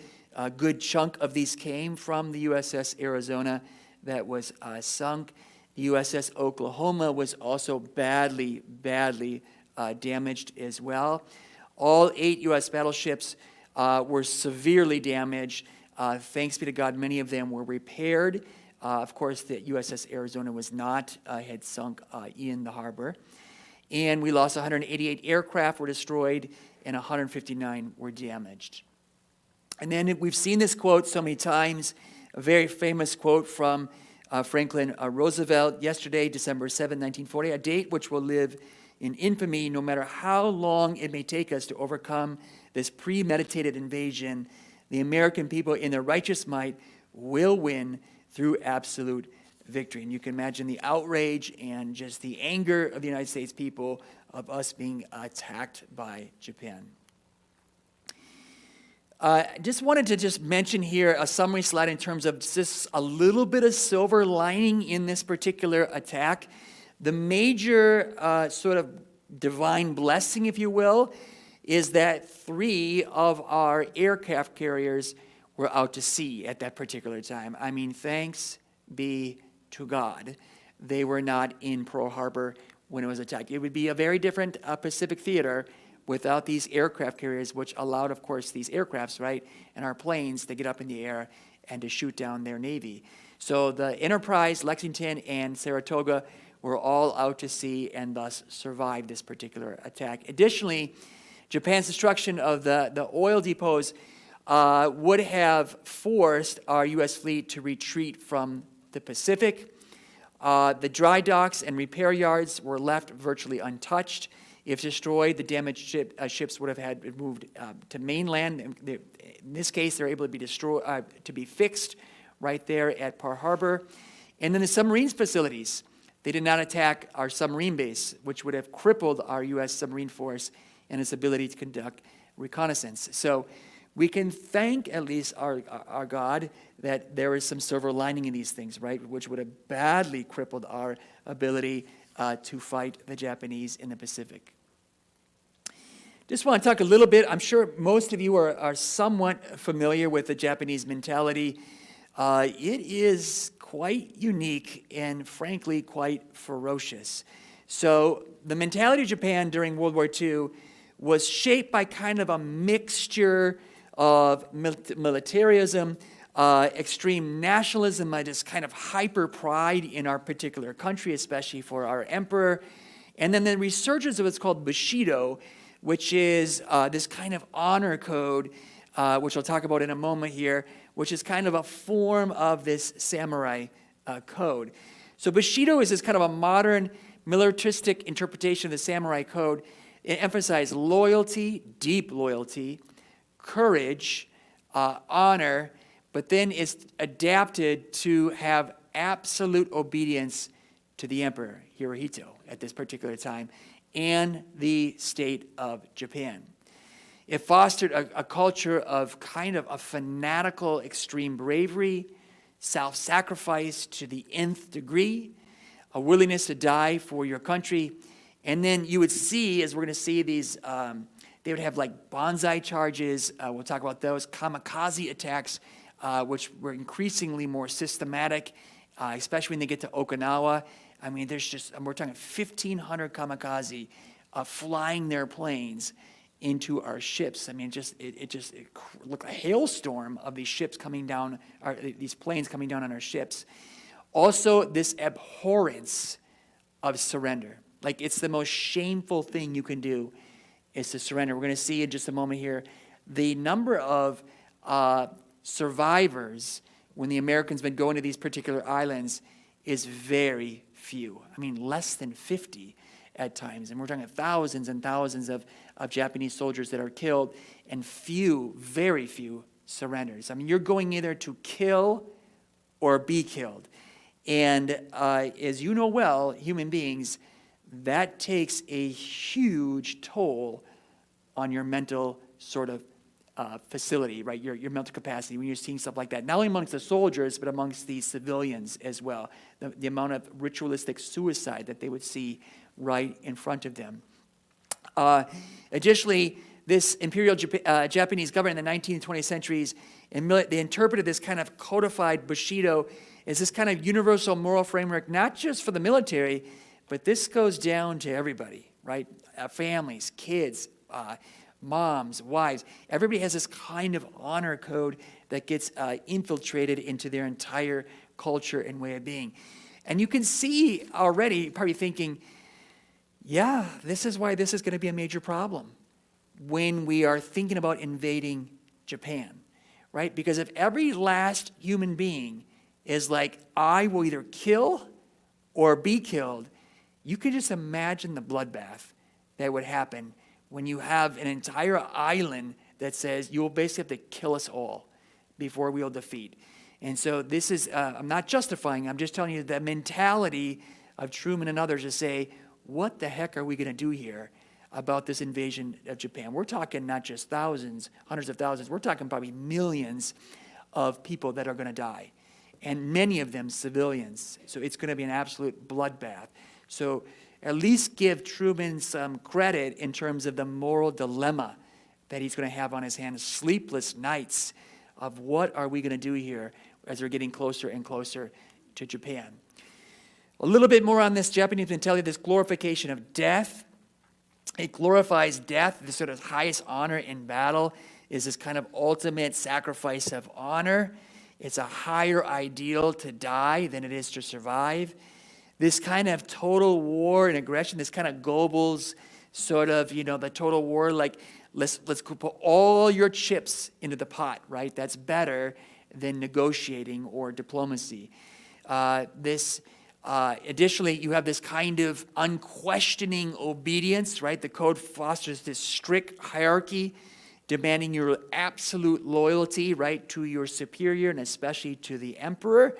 And by the way, in this culture, the emperor is seen as a god, right? So he has this kind of divine sort of status about him. So obviously, you never question him. And then a rejection, as I mentioned, of surrender, this death before dishonor, was very strong, and the worst disgrace, leading to inhumane treatment of many victims, also of armed conflict, and frankly, a lot of inhumane treatment of what they would see as lesser human beings, like Americans.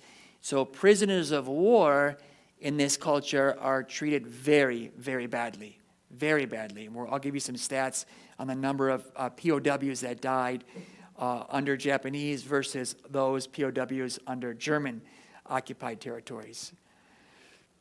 Again, you have these very, for us, we scratch our head and go, oh my gosh. These banzai charges, which is Japanese soldiers would knowingly charge into overwhelming odds of enemy fire, strapping of, grenades and stuff to themselves. It's a direct result of the emphasis on I'd rather die, right, in this glory than submit to defeat. And you can keep in mind, as an American 19-year-old, 20-year-old, you're facing this, right? I mean, this is just horrific, horrific stuff. Kamikazes. Kamikaze pilots are willingly signing up and flying their planes more and more into Allied ships, believing it to be a noble sacrifice for the emperor and for their country. By the way, kamikaze, does anyone know what kamikaze even means? Divine wind. Divine wind is what it means. And then you have this ritualistic suicide, commanders and soldiers who commit this ritualistic suicide. So something called seppuku. Seppuku is you would take your sword and you would disembowel yourself. You basically stab yourself in your stomach, and then your neighbor would decapitate you. So very, very gruesome stuff here. Rather than face capture or admit defeat, with some commanding officers committing suicide and leading their troops to do the same. Again, I've just mentioned this to one of our parishioners, the World at War. They have a couple episodes on the Americans landing on these particular islands, and when they would be defeating and defeat the enemy of the Japanese, one of the struggles was they would be watching countless civilians would be just committing these suicides, right? Just right in front of them, jumping off cliffs and doing all these things. And so these poor soldiers have to see all of this, and we can understand why there's so much PTSD from our soldiers, the nightmares that they had. I mean, how do you come back and raise a family after seeing very, very horrific things in front of you? War crimes, the ideology contributed to extreme violence and war crimes. this Nanjing massacre, the Bataan Death March I'll talk about in just a moment here, because it really devalued the lives of the enemy. This is not a Christian sort of culture, right? Even though in a Christian culture, you're my enemy, but you're still a human being, right? And you're still a child of God. And so there's a sort of dignity that you still have. And there's a kind of a rule or an ethic around the way I treat you.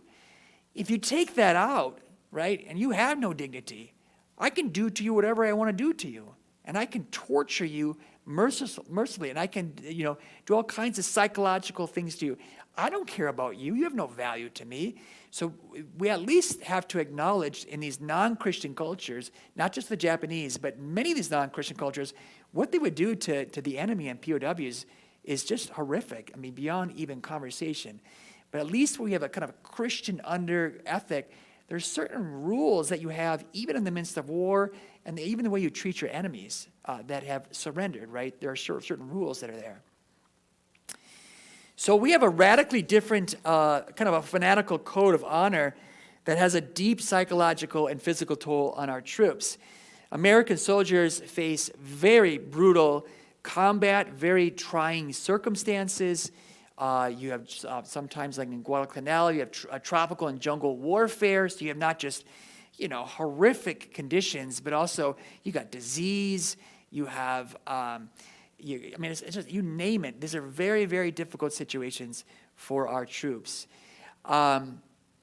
Additionally, the Japanese military's interpretation of this Bushido Code led to really, as I mentioned, extreme brutality, torture, and neglect of prisoners. So a staggering stat is that the death rate for an American POW under the Japanese sort of control was about 40%.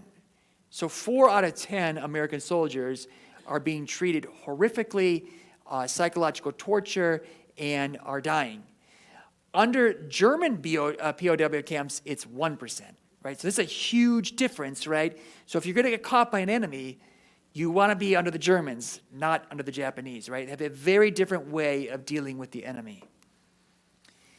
Also, we have this, many of you obviously have heard of the Bataan Death March, this brutal forced march. About 75,000 of our both American and Filipino prisoners, POWs, conducted by the Imperial Japanese Army in April of 1942. They are marched 65 miles in horrific conditions. Then, after that's over, they're thrown on a 7 to 9 mile rail journey in these cramped, unsanitary rail cars. They're dying along the way, right? There's starvation, there's disease, there's psychological terror upon them. And then once they actually get there, after 5 to 10 days of this death march, then they're thrown into a camp and then treated horrifically there as well. So the Bataan Death March is kind of notorious in terms of like how our troops were treated there in the Philippines. And then just want to say one last thing in the mentality here. The American soldiers really perceive the Japanese as a very different kind of enemy, one driven by a code that prioritizes honor and sacrifice above all else, including life.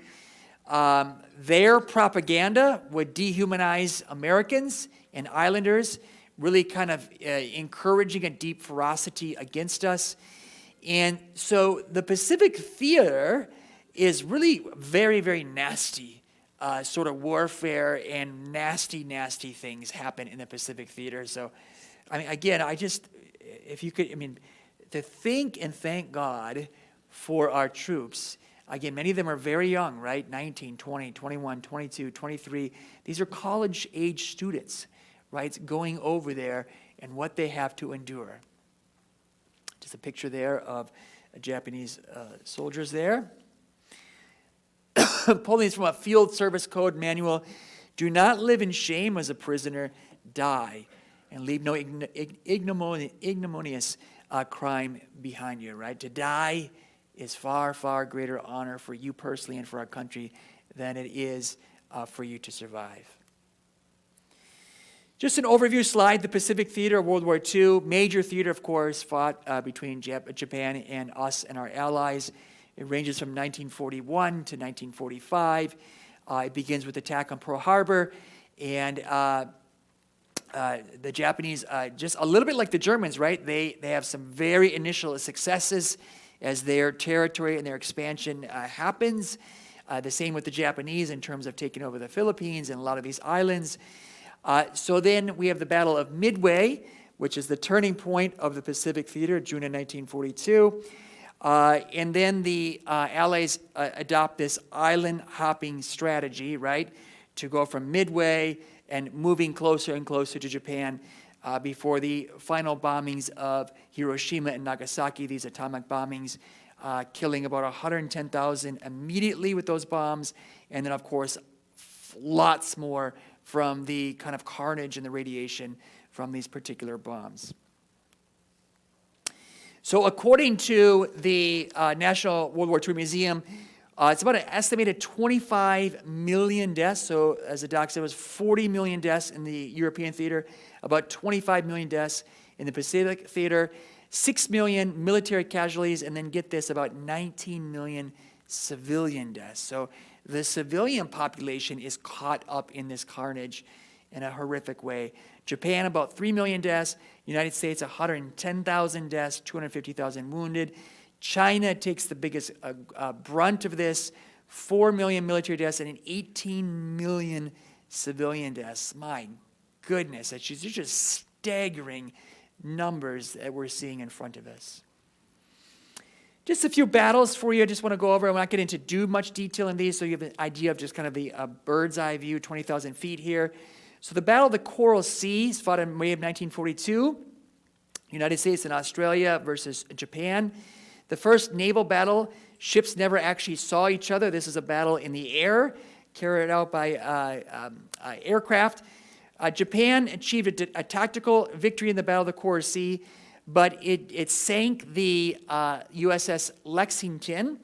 But it was really a strategic Allied success as it halted their invasion of Port Moresby, which keeps, as the doc mentioned, in the Atlantic, the same in the Pacific. You have to keep those supply lines open, right? This includes troops, supplies, food, everything you name it to run a war. It keeps those supply lines open for the United States and her allies. By the way, this morning, one of our parishioners, her dad was on the Lexington, right? So he survived, thanks be to God, but had all these stories of what that was like with the fire and the ship going down and everything. It was a horrific scene. The battle was a major turning point in the Pacific theater, had a direct impact because following with the Battle of Midway, two Japanese carriers, Shokoku and Zuikaku, I think is how you pronounce that, were unable to participate in the Battle of Midway. Little map for you, trying to get clean maps for that Port Moresby there and Papua New Guinea. And then below it there is Australia. So you have this kind of naval battle there in the Battle of the Coral Sea.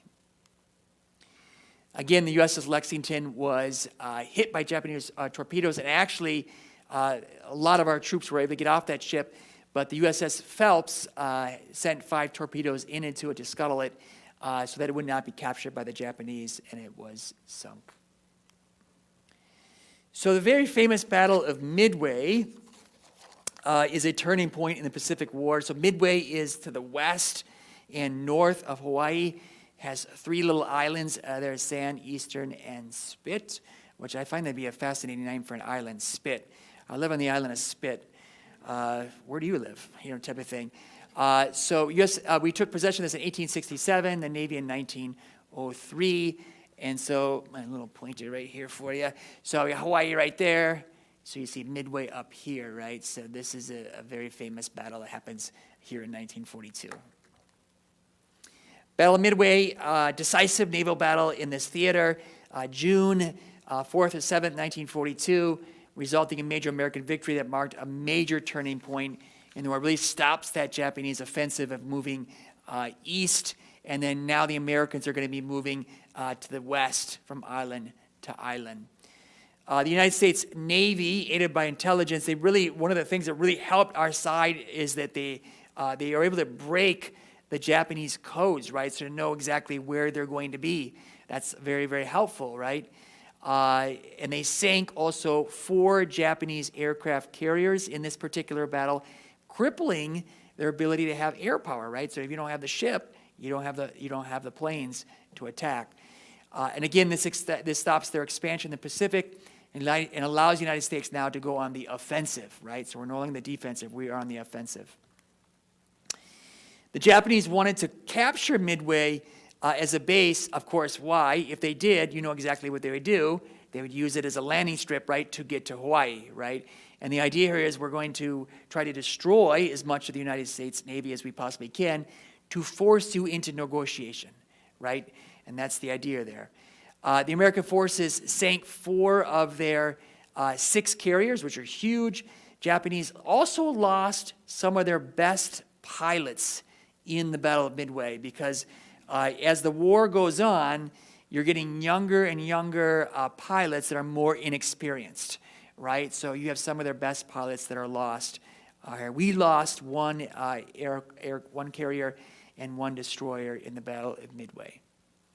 Again, I'm not going to mention this again. It's turning point of the war there. So what we're going to do then is to have this strategy of what's called island hopping. So what you want to do is you want to capture the key islands there, getting closer and closer to Japan. And the goal is you want islands where you have the airstrip, right, that's there, and preferably the ones that are the least fortified, right, because you don't want to lose tons and tons of guys. And to get close enough that your B-29 bombers can now have airspace over Japan, right, and start to do that firebombing. So the goal is we want to get as close as we can, and then we're going to start to have our air superiority over Japan and start our bombing over this particular, before, if we need to, send our troops in. So you're going to see oftentimes the strategy is bomb the heck out of the island first, send our troops on the beach, and then just work your way in. Instead of attacking every fortified Japanese position, which you don't want to do, you would hop over certain islands and just capture the more lightly defended ones and to support your next advance to get to the next island. I mean, when I look at pictures like that, I just think about the prayers that are said, how much anxiety there might be. They're far away from their home, how much they're thinking about their families, right? And they're going, well, they've never been to these places before. Where the heck are we, right? And what's going to happen to me? The anxiety of, just what is going to happen? Are we going to make it out of this thing alive?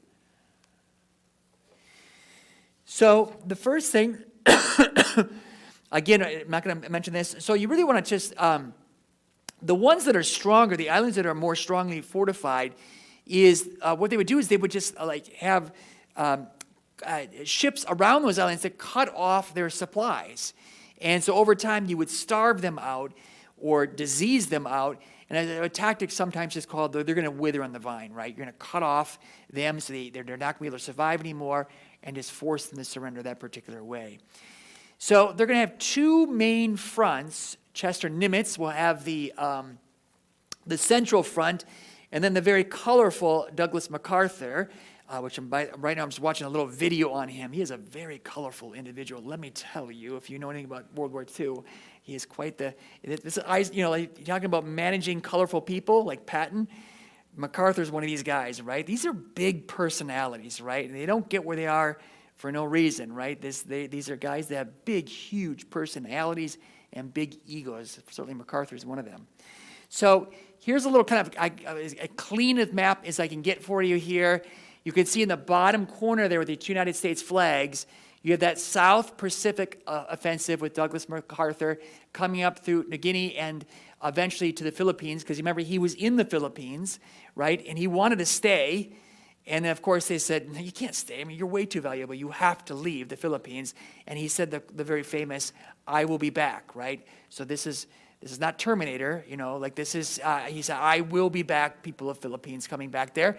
And then you have Chester Nimitz in the more the central area there. And they're just going to push that ring or that arch back, right? Eventually, we all know what they're doing, right? They're going to push it all the way back to the island of Japan. So just a couple, I want to mention a couple of these kind of significant islands for you. So Guadalcanal is the largest island in the Solomon Islands, and it's a pivotal island for them to capture.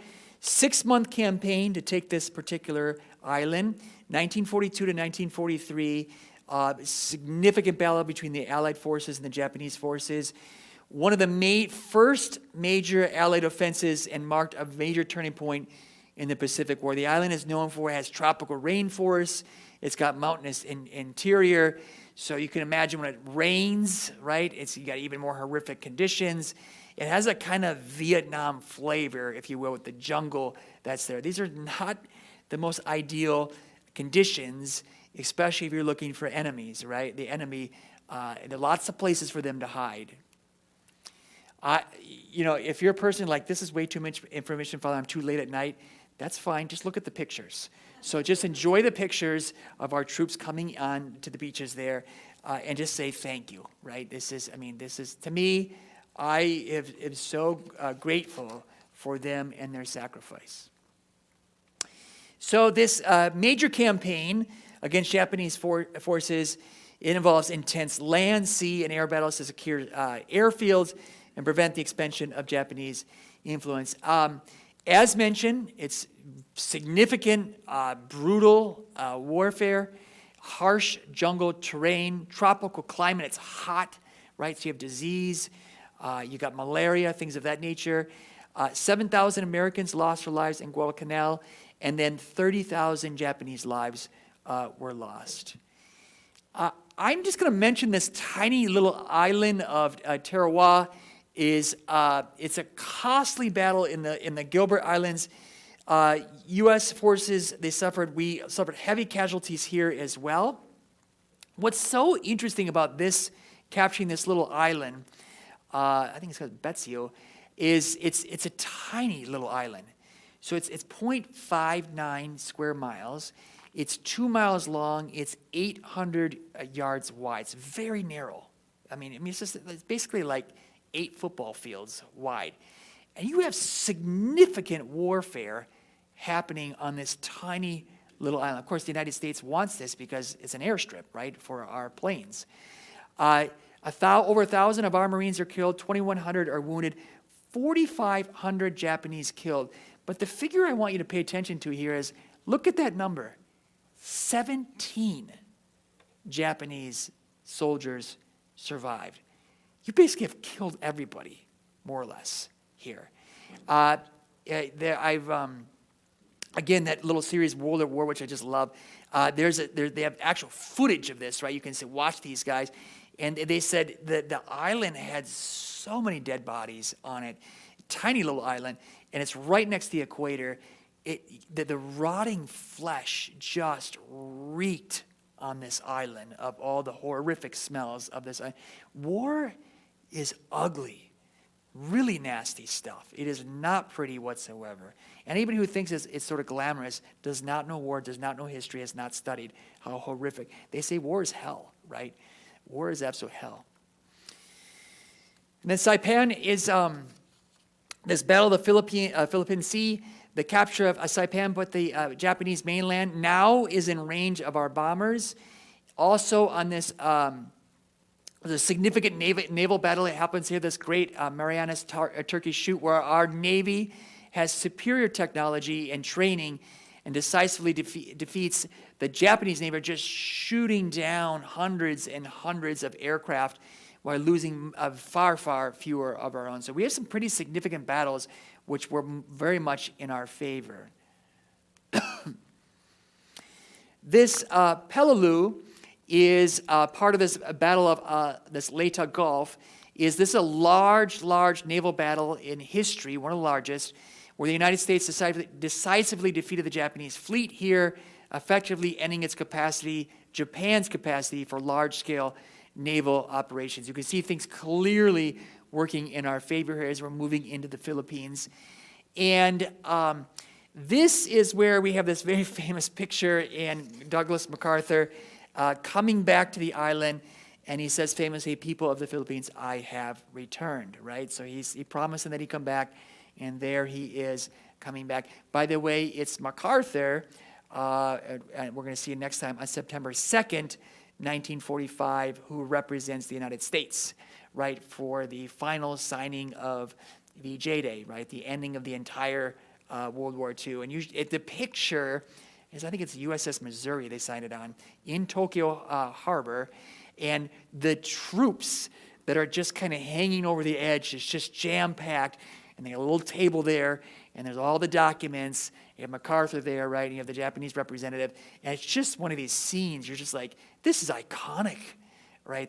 The Japanese representative comes with his top hat and takes it off, right? You got MacArthur with his pipe, right? That's there. It's just, this is stuff out of movies, right, that you see, like, wow, and all these soldiers there thanking God that this horrific event is coming to a conclusion. The Battle of Manila was horrific, brutal, month-long urban battle, February to March of 1945. They were liberating the Philippine capital from Japanese occupation by American and Filipino forces. Get this, 100,000 Filipino civilians died, and it's basically destroyed the entire city in a sort of way of life. In some sense, it's kind of a mini Stalingrad of the Pacific. And we're talking room-to-room fighting, really, really nasty, nasty stuff. As mentioned, the city is in ruins here after this battle at Manila here in the Philippines. And also, with this kind of carnage, we're already starting to see the leadership saying, holy man, if it's this bad here, what the heck is it going to be like when we get to Japan? So the wheels are turning, obviously, and strategy is happening of going, how are we going to end this thing, right? How is this going to happen? There's going to be a lot of blood that's going to be spilled, not just military, but civilians, if we invade Japan. This is going to be, you're starting to get a foretaste of how horrific this is going to be. A couple last significant battles for you. Iwo Jima. Of course, we have the very famous Iwo Jima raising of the flag. That's here. Little volcanic island that's there. They want a little, that's critical for our air base and our American bombers there.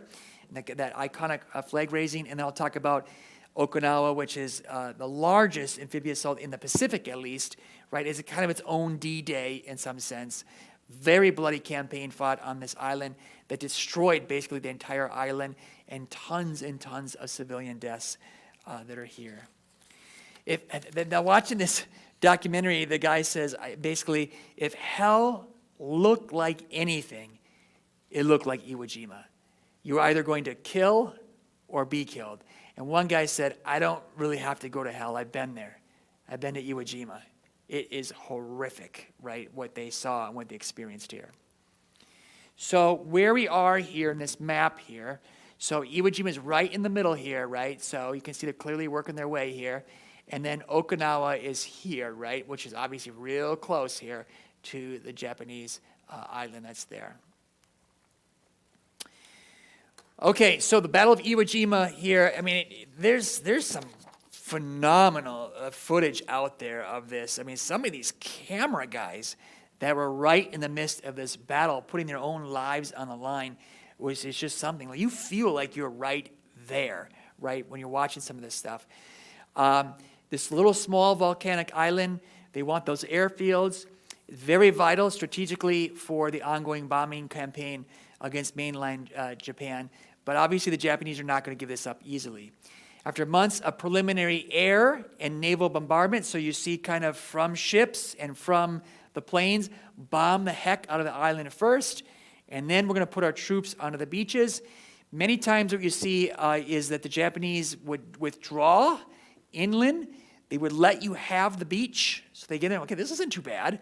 And then they would bomb the living heck out of you once you got onto the beach. And then you had to fight for every single yard going into that island, right? They're hiding in caves and all these places. So every step that you take, right, you're like, oh my gosh, is this the end of my life here? Like, where is the enemy going to be? So they're going into caves and find and hunt down all these particular Japanese military. We have 70,000 Marines lands on this black volcanic ash beaches on February 19, 1945. You can see a picture there.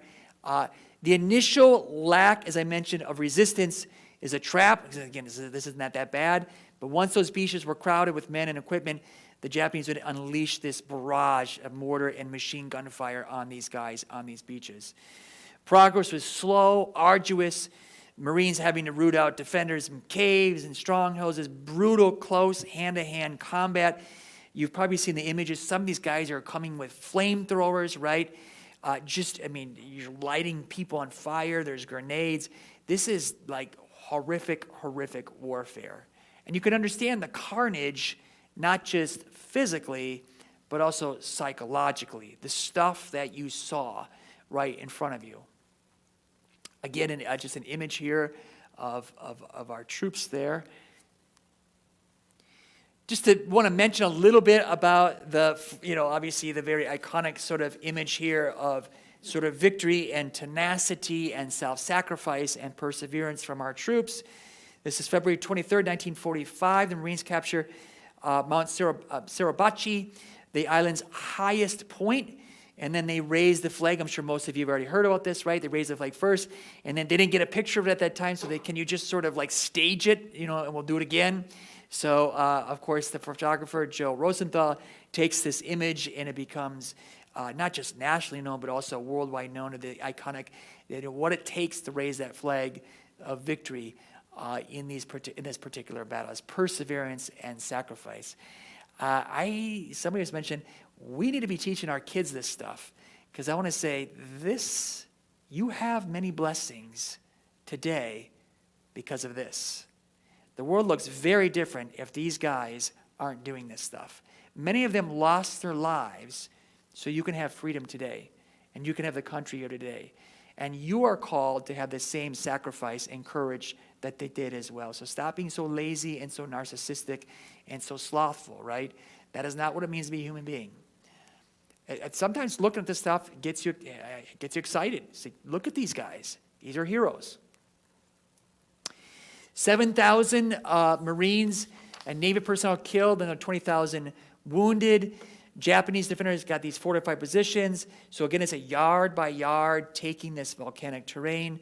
Japanese higher losses, 18,000 killed.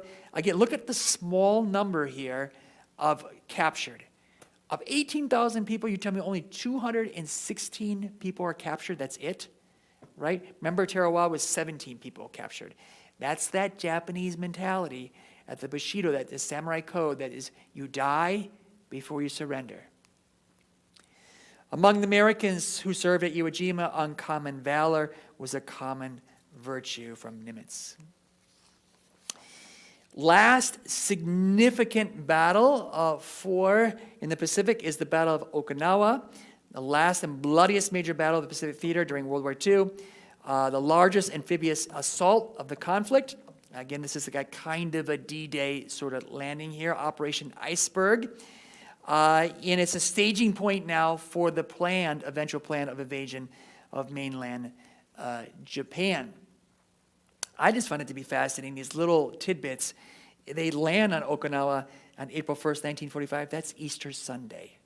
So Easter Sunday, the day of the resurrection, they land there. 60,000 of our Army and Marine troops of the 10th Army landed on this Hagushi beaches and Okinawa's west coast, facing minimal initial. Same tactic, right? Let them land and then barrage them with mortars.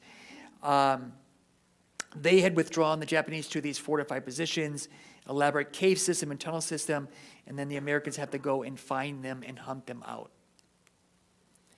Fierce ground combat in Okinawa. It's a hilly terrain in southern Okinawa. You have some ridges there as well, so you have to take those. In addition, you got some heavy monsoon rain, so now it's turning muddy in May. So you're in basically a quagmire. So if it's not bad enough, you're in very unfamiliar territory. Now I've got horrific sort of weather against me as well. These are terrible conditions. You can see why some of our troops got sick, right, or diseased because of these particular conditions. There's an image there for you. And then just I want to say a little something about these kamikaze suicide attacks. They are increasing as our troops are getting closer and closer to Japan. Offshore, it's called Typhoon of Steel. The United States faced this onslaught of 1,500 kamikaze suicide attacks. It's kind of ritualistic thing they would do before they would fly these planes into our ships. I have a picture for you of just this kind of look at this thing, man. It just looks unreal to me. All these planes flying into our battleships. Just a kind of summary slide of the kind of casualties here. 12,000 killed. We have a good 38,000 wounded. Japanese, 110 to 115,000 soldiers are killed, taken prisoner. And then the civilians, they did take a beating on these things. 140, I mean, there's a huge range, right, between 40 and 150,000, a large portion of the island's population. So this brutality and these high casualties at Okinawa really solidifies the United States, our fears about this potential invasion of mainland Japan, which they're saying this is going to be horrific, right? We're talking millions and millions of troops, or millions of lives here. Not to mention, as somebody else pointed out, the American POWs that are anywhere near here in China, they're going to kill all of them too, right? As soon as you invade, you're like, we're going to take all your POWs out without question. And the civilian deaths that would happen as well. So this was a significant factor in Truman's decision to use the atomic bombs at Hiroshima and Nagasaki in August of 1945, which brings a swift end to the war. I'm not justifying it. Sometimes it's helpful to understand something. Doesn't mean you have to agree with it. It just means I understand the decisions or the gravity, the weight of the decision that he has to make, and how do we bring an end to this war. The last thing I want to mention here, because it's getting late, is this firebombing, which gets overlooked, right? We always talk about the atomic bombs, but know that before the atomic bombs were dropped in August of 1945, which I think is now the 80th anniversary of this, right? Lots of articles came out on this in August, which I was reading some of them, about the morality and did we have to do this. There was quite a bit of carnage that happened from November, all the way up to that August dropping of those two bombs, this firebombing. So Curtis LeMay, or Bombs Away LeMay, he is in charge of the tactics that these bombers are going to use, this napalm or these incendiary bombs that just, explode and then the fire starts out from them. The idea here is that they started out high altitude, and then then they move them, and during the day at much lower altitude, and then they start to drop them not on military sites, but rather on just cities, right? On just regular civilians that are there. To give you an understanding here of the amount of deaths from this, Operation Meeting House from March 9th to the 10th, 1945, they had 334 B-29 bombers that flew at low altitudes, dropping over 1,600 tons of bombs on a very tightly packed or densely populated working class district in Tokyo. And to top it all off, it's not like they live in like steel houses or concrete. They live in wood structures, right? So you can imagine just the firestorm, and then any winds that kicked up, it just makes it that much worse. We lost, in an area of 16 square miles in Tokyo, 267,000 buildings were basically destroyed. 100,000 were killed, right? So if you know your numbers from the atomic bomb, 70,000 were killed from Hiroshima and 40,000 were killed from Nagasaki. So we're talking almost comparable numbers here from the atomic bombs, at least the immediate, right? There's a lot of radiation deaths and things like that afterward. But somehow this gets overlooked to say, what the heck, man, whoa, that's some serious, significant damage. Of course, what they want to do is they want to say, just surrender, would you? I mean, we don't want to come in there, just surrender. High casualties, 100,000 people, a million left homeless. These figures are higher than many times the initial casualties of the two atomic bombs of Hiroshima and Nagasaki. The raid was deemed a military success by our planners, effectively crippling a significant portion of their industrial output, leading to the continued firebombing of over 60 other Japanese cities until the end of the war in 1945. Now, as the doc mentioned, there's a ton of debate over the morality of this. Just as we bombed Cologne and Hamburg and Dresden, indiscriminately cities, civilian populations, this is problematic, right, to do this. The idea is you want to psychologically break them, but in the Catholic tradition, which we'll talk about next time, is even in war, there are rules. You can't, it isn't just a free-for-all. It isn't like all morality goes out the window. For example, if somebody surrenders and waves a white flag, you don't just get to shoot them, right? They are not a combatant anymore. So in Catholic theology and Catholic tradition, we always distinguish between a combatant, a military person that's on the offensive that's attacking me, and a non-combatant, right? This is a family that's not part of the military, that's just trying to live their life. So you cannot kill innocent people. You shouldn't kill innocent people. And so for those of you that read the Anscombe article, that's her biggest beef. It says, look, it's just wrong to kill innocent people. I'm sorry. It's called an intrinsic evil, always and everywhere. So there are some problems, right, of indiscriminately killing both combatants and non-combatants, right? You have to distinguish between those two in our Catholic tradition. So it's hard to sort of dice this stuff out when you have non-combatants being killed. This is where we're going to stop here, because otherwise you're going to be sleeping over at St. Therese, and we don't want you to do that. We want you to be able to go home. So when we pick up next time, we're going to cover the atomic bomb, and I have these slides along with the doc slides on our parish website if you want to read ahead of them. We'll look at all the kind of morality around that, and then when we're done with that, we have some summary slides of just things that we can learn about from the war, right? So this isn't just like nice information. What can we learn from this today? So both he and I will go next time, but we'll cover the atomic bomb first, and then hopefully have a little bit of give and take with you next time. So if you have questions, please do bring them next time, or comments. Hey, I like this, or this really struck me. We're happy to listen to that too. Okay? Because it's so late, almost 9 o'clock in the evening, how about we'll table any questions, because I don't want anybody to get murdered here, like by you raising your hand. You're like, don't ask any questions. We need to go home. Does that make sense? But how about a nice little blessing so you can get home safely? The Lord be with you. Through the intercession of the Blessed Virgin Mary, the Queen of Hearts, may Almighty God bless you today and always, the Father and the Son and the Holy Spirit. Amen. You may go in peace, and thank you for your time and for your attention. We're very grateful.